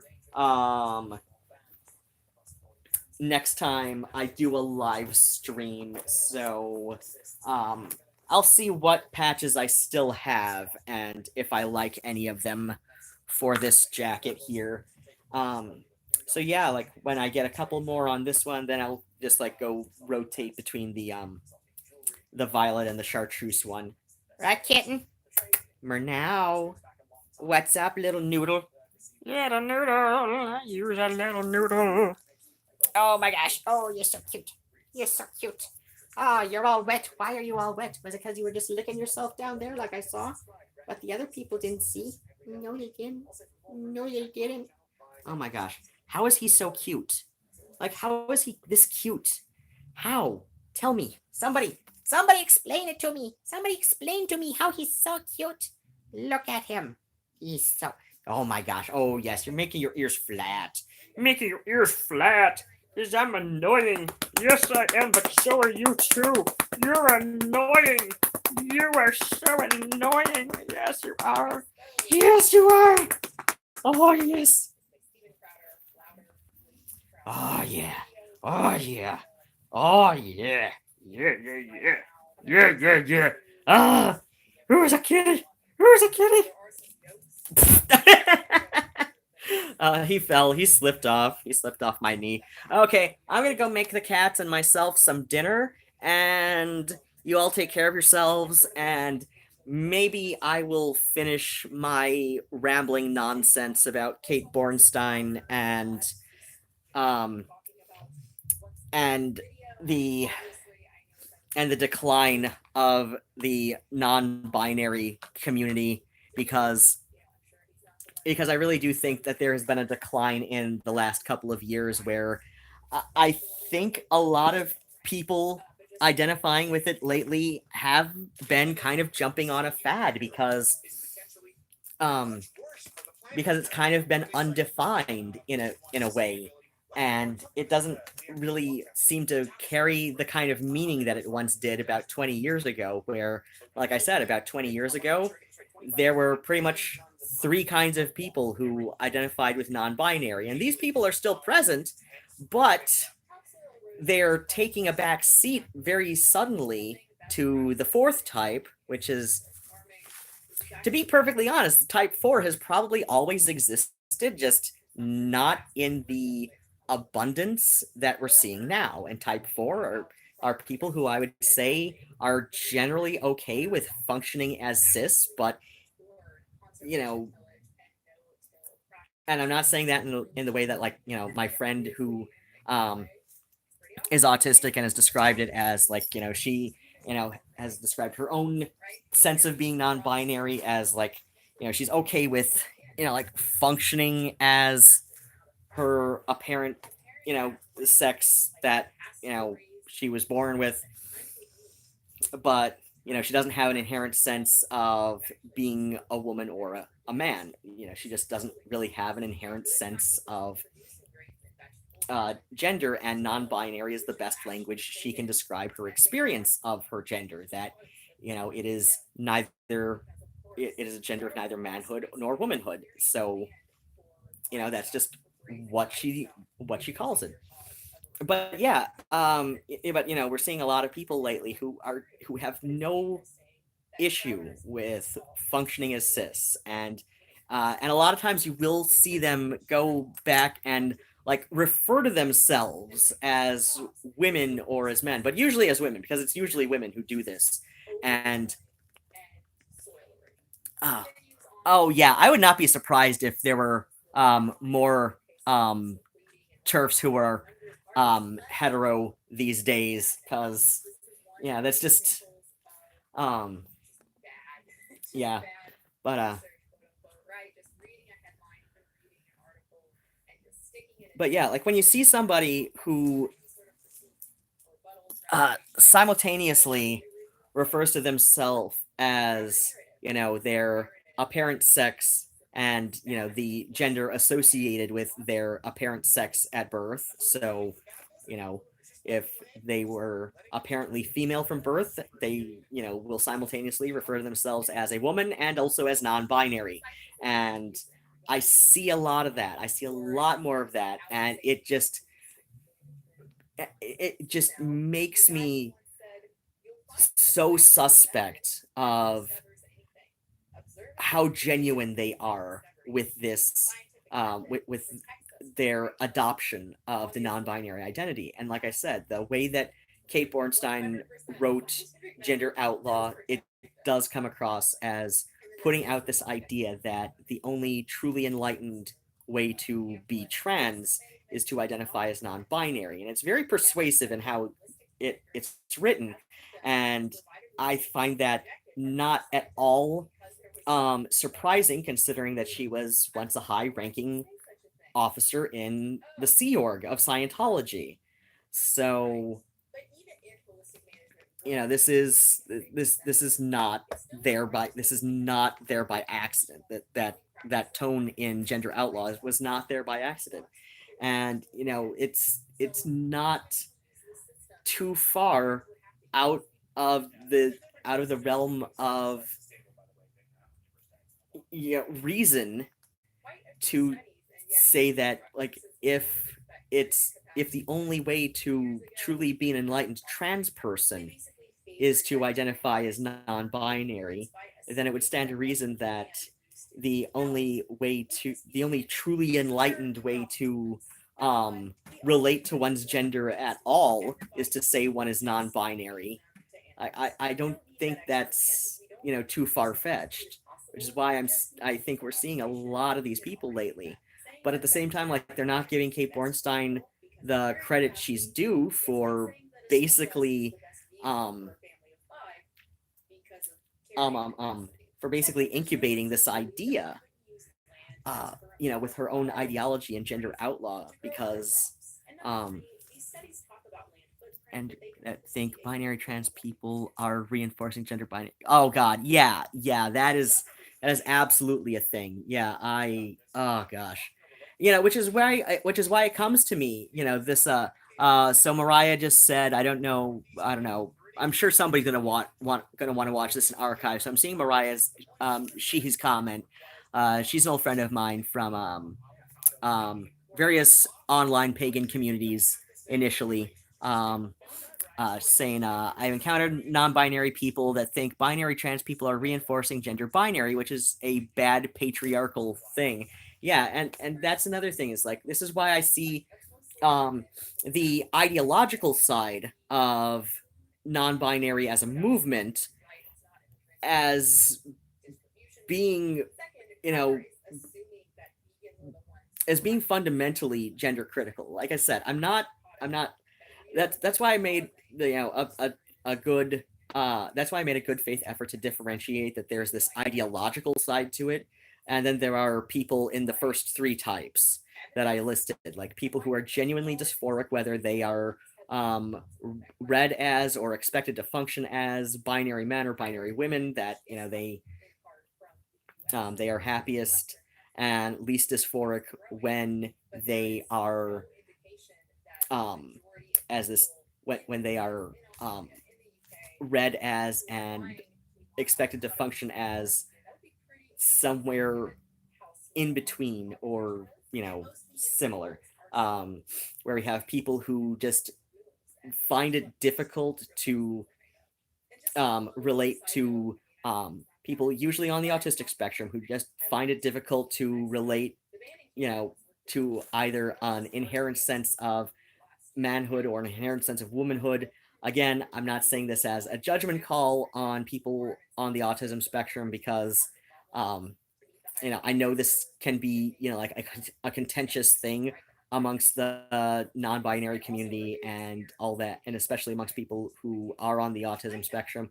I'm saying this as an observation and as a way that a close friend of mine described it to me, being both autistic and basically non-binary. And then there's, the third type of non-binary person who, was, and these three were the overwhelming majority of non-binary people about 20 years ago. Even about 10 years ago, you would see largely just these three people. You'd see a tiny amount of people who, were dysphoric, either being read as wholly male or as wholly female, and expected to, function in their society as either, just men or as just women. And then you'd see people who just don't really have an inherent sense of being a man or being a woman, but feel that, they are just kind of like, like almost apathetic about it. And, then you'd see people in, who are basically binary trans, but are on this intermediate gender identity between non-transitioning and transitioning. So yeah, but then you've got type 4, which seems to which is where you get a lot of the ideological types. And these are people who are basically cis because they don't really have a huge issue functioning as anything but their apparent sex at birth. They are often, but not necessarily, gender nonconforming as well, which seems to be like the bare minimum of how they feel how they justify being non-binary. But again, it's like it's not necessarily a trait that these people have, but they have this ideology that like being on the gender binary is somehow unenlightened and it's fundamentally patriarchal. And this is just like straight up old school Andrea Dworkin trans inclusive radical feminist ideology, but it's still functionally and fundamentally gender critical as well. This is the idea that that gender as a function of society is fundamentally harmful to all people involved, and that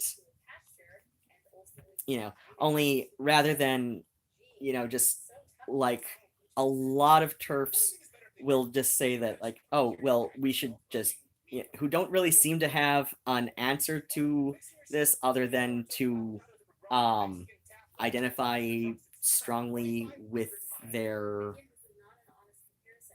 biological sex, or at least women should do that, but men should somehow, I don't know, like so it's like, I don't know, it's like a more proactive take on gender critical ideology. And so yeah, I don't know, I gotta go feed the cats and make my own dinner, and this has been going on far too long, and I should have logged off like 20 minutes ago when I first mentioned this. But again, bats and kisses, take care of yourselves all, and I don't know, I don't know if I'm going to schedule another live stream soon or not. I don't know. I'll figure something out. All right, take care. Bye. Wait, how do I end this? Oh, there we go.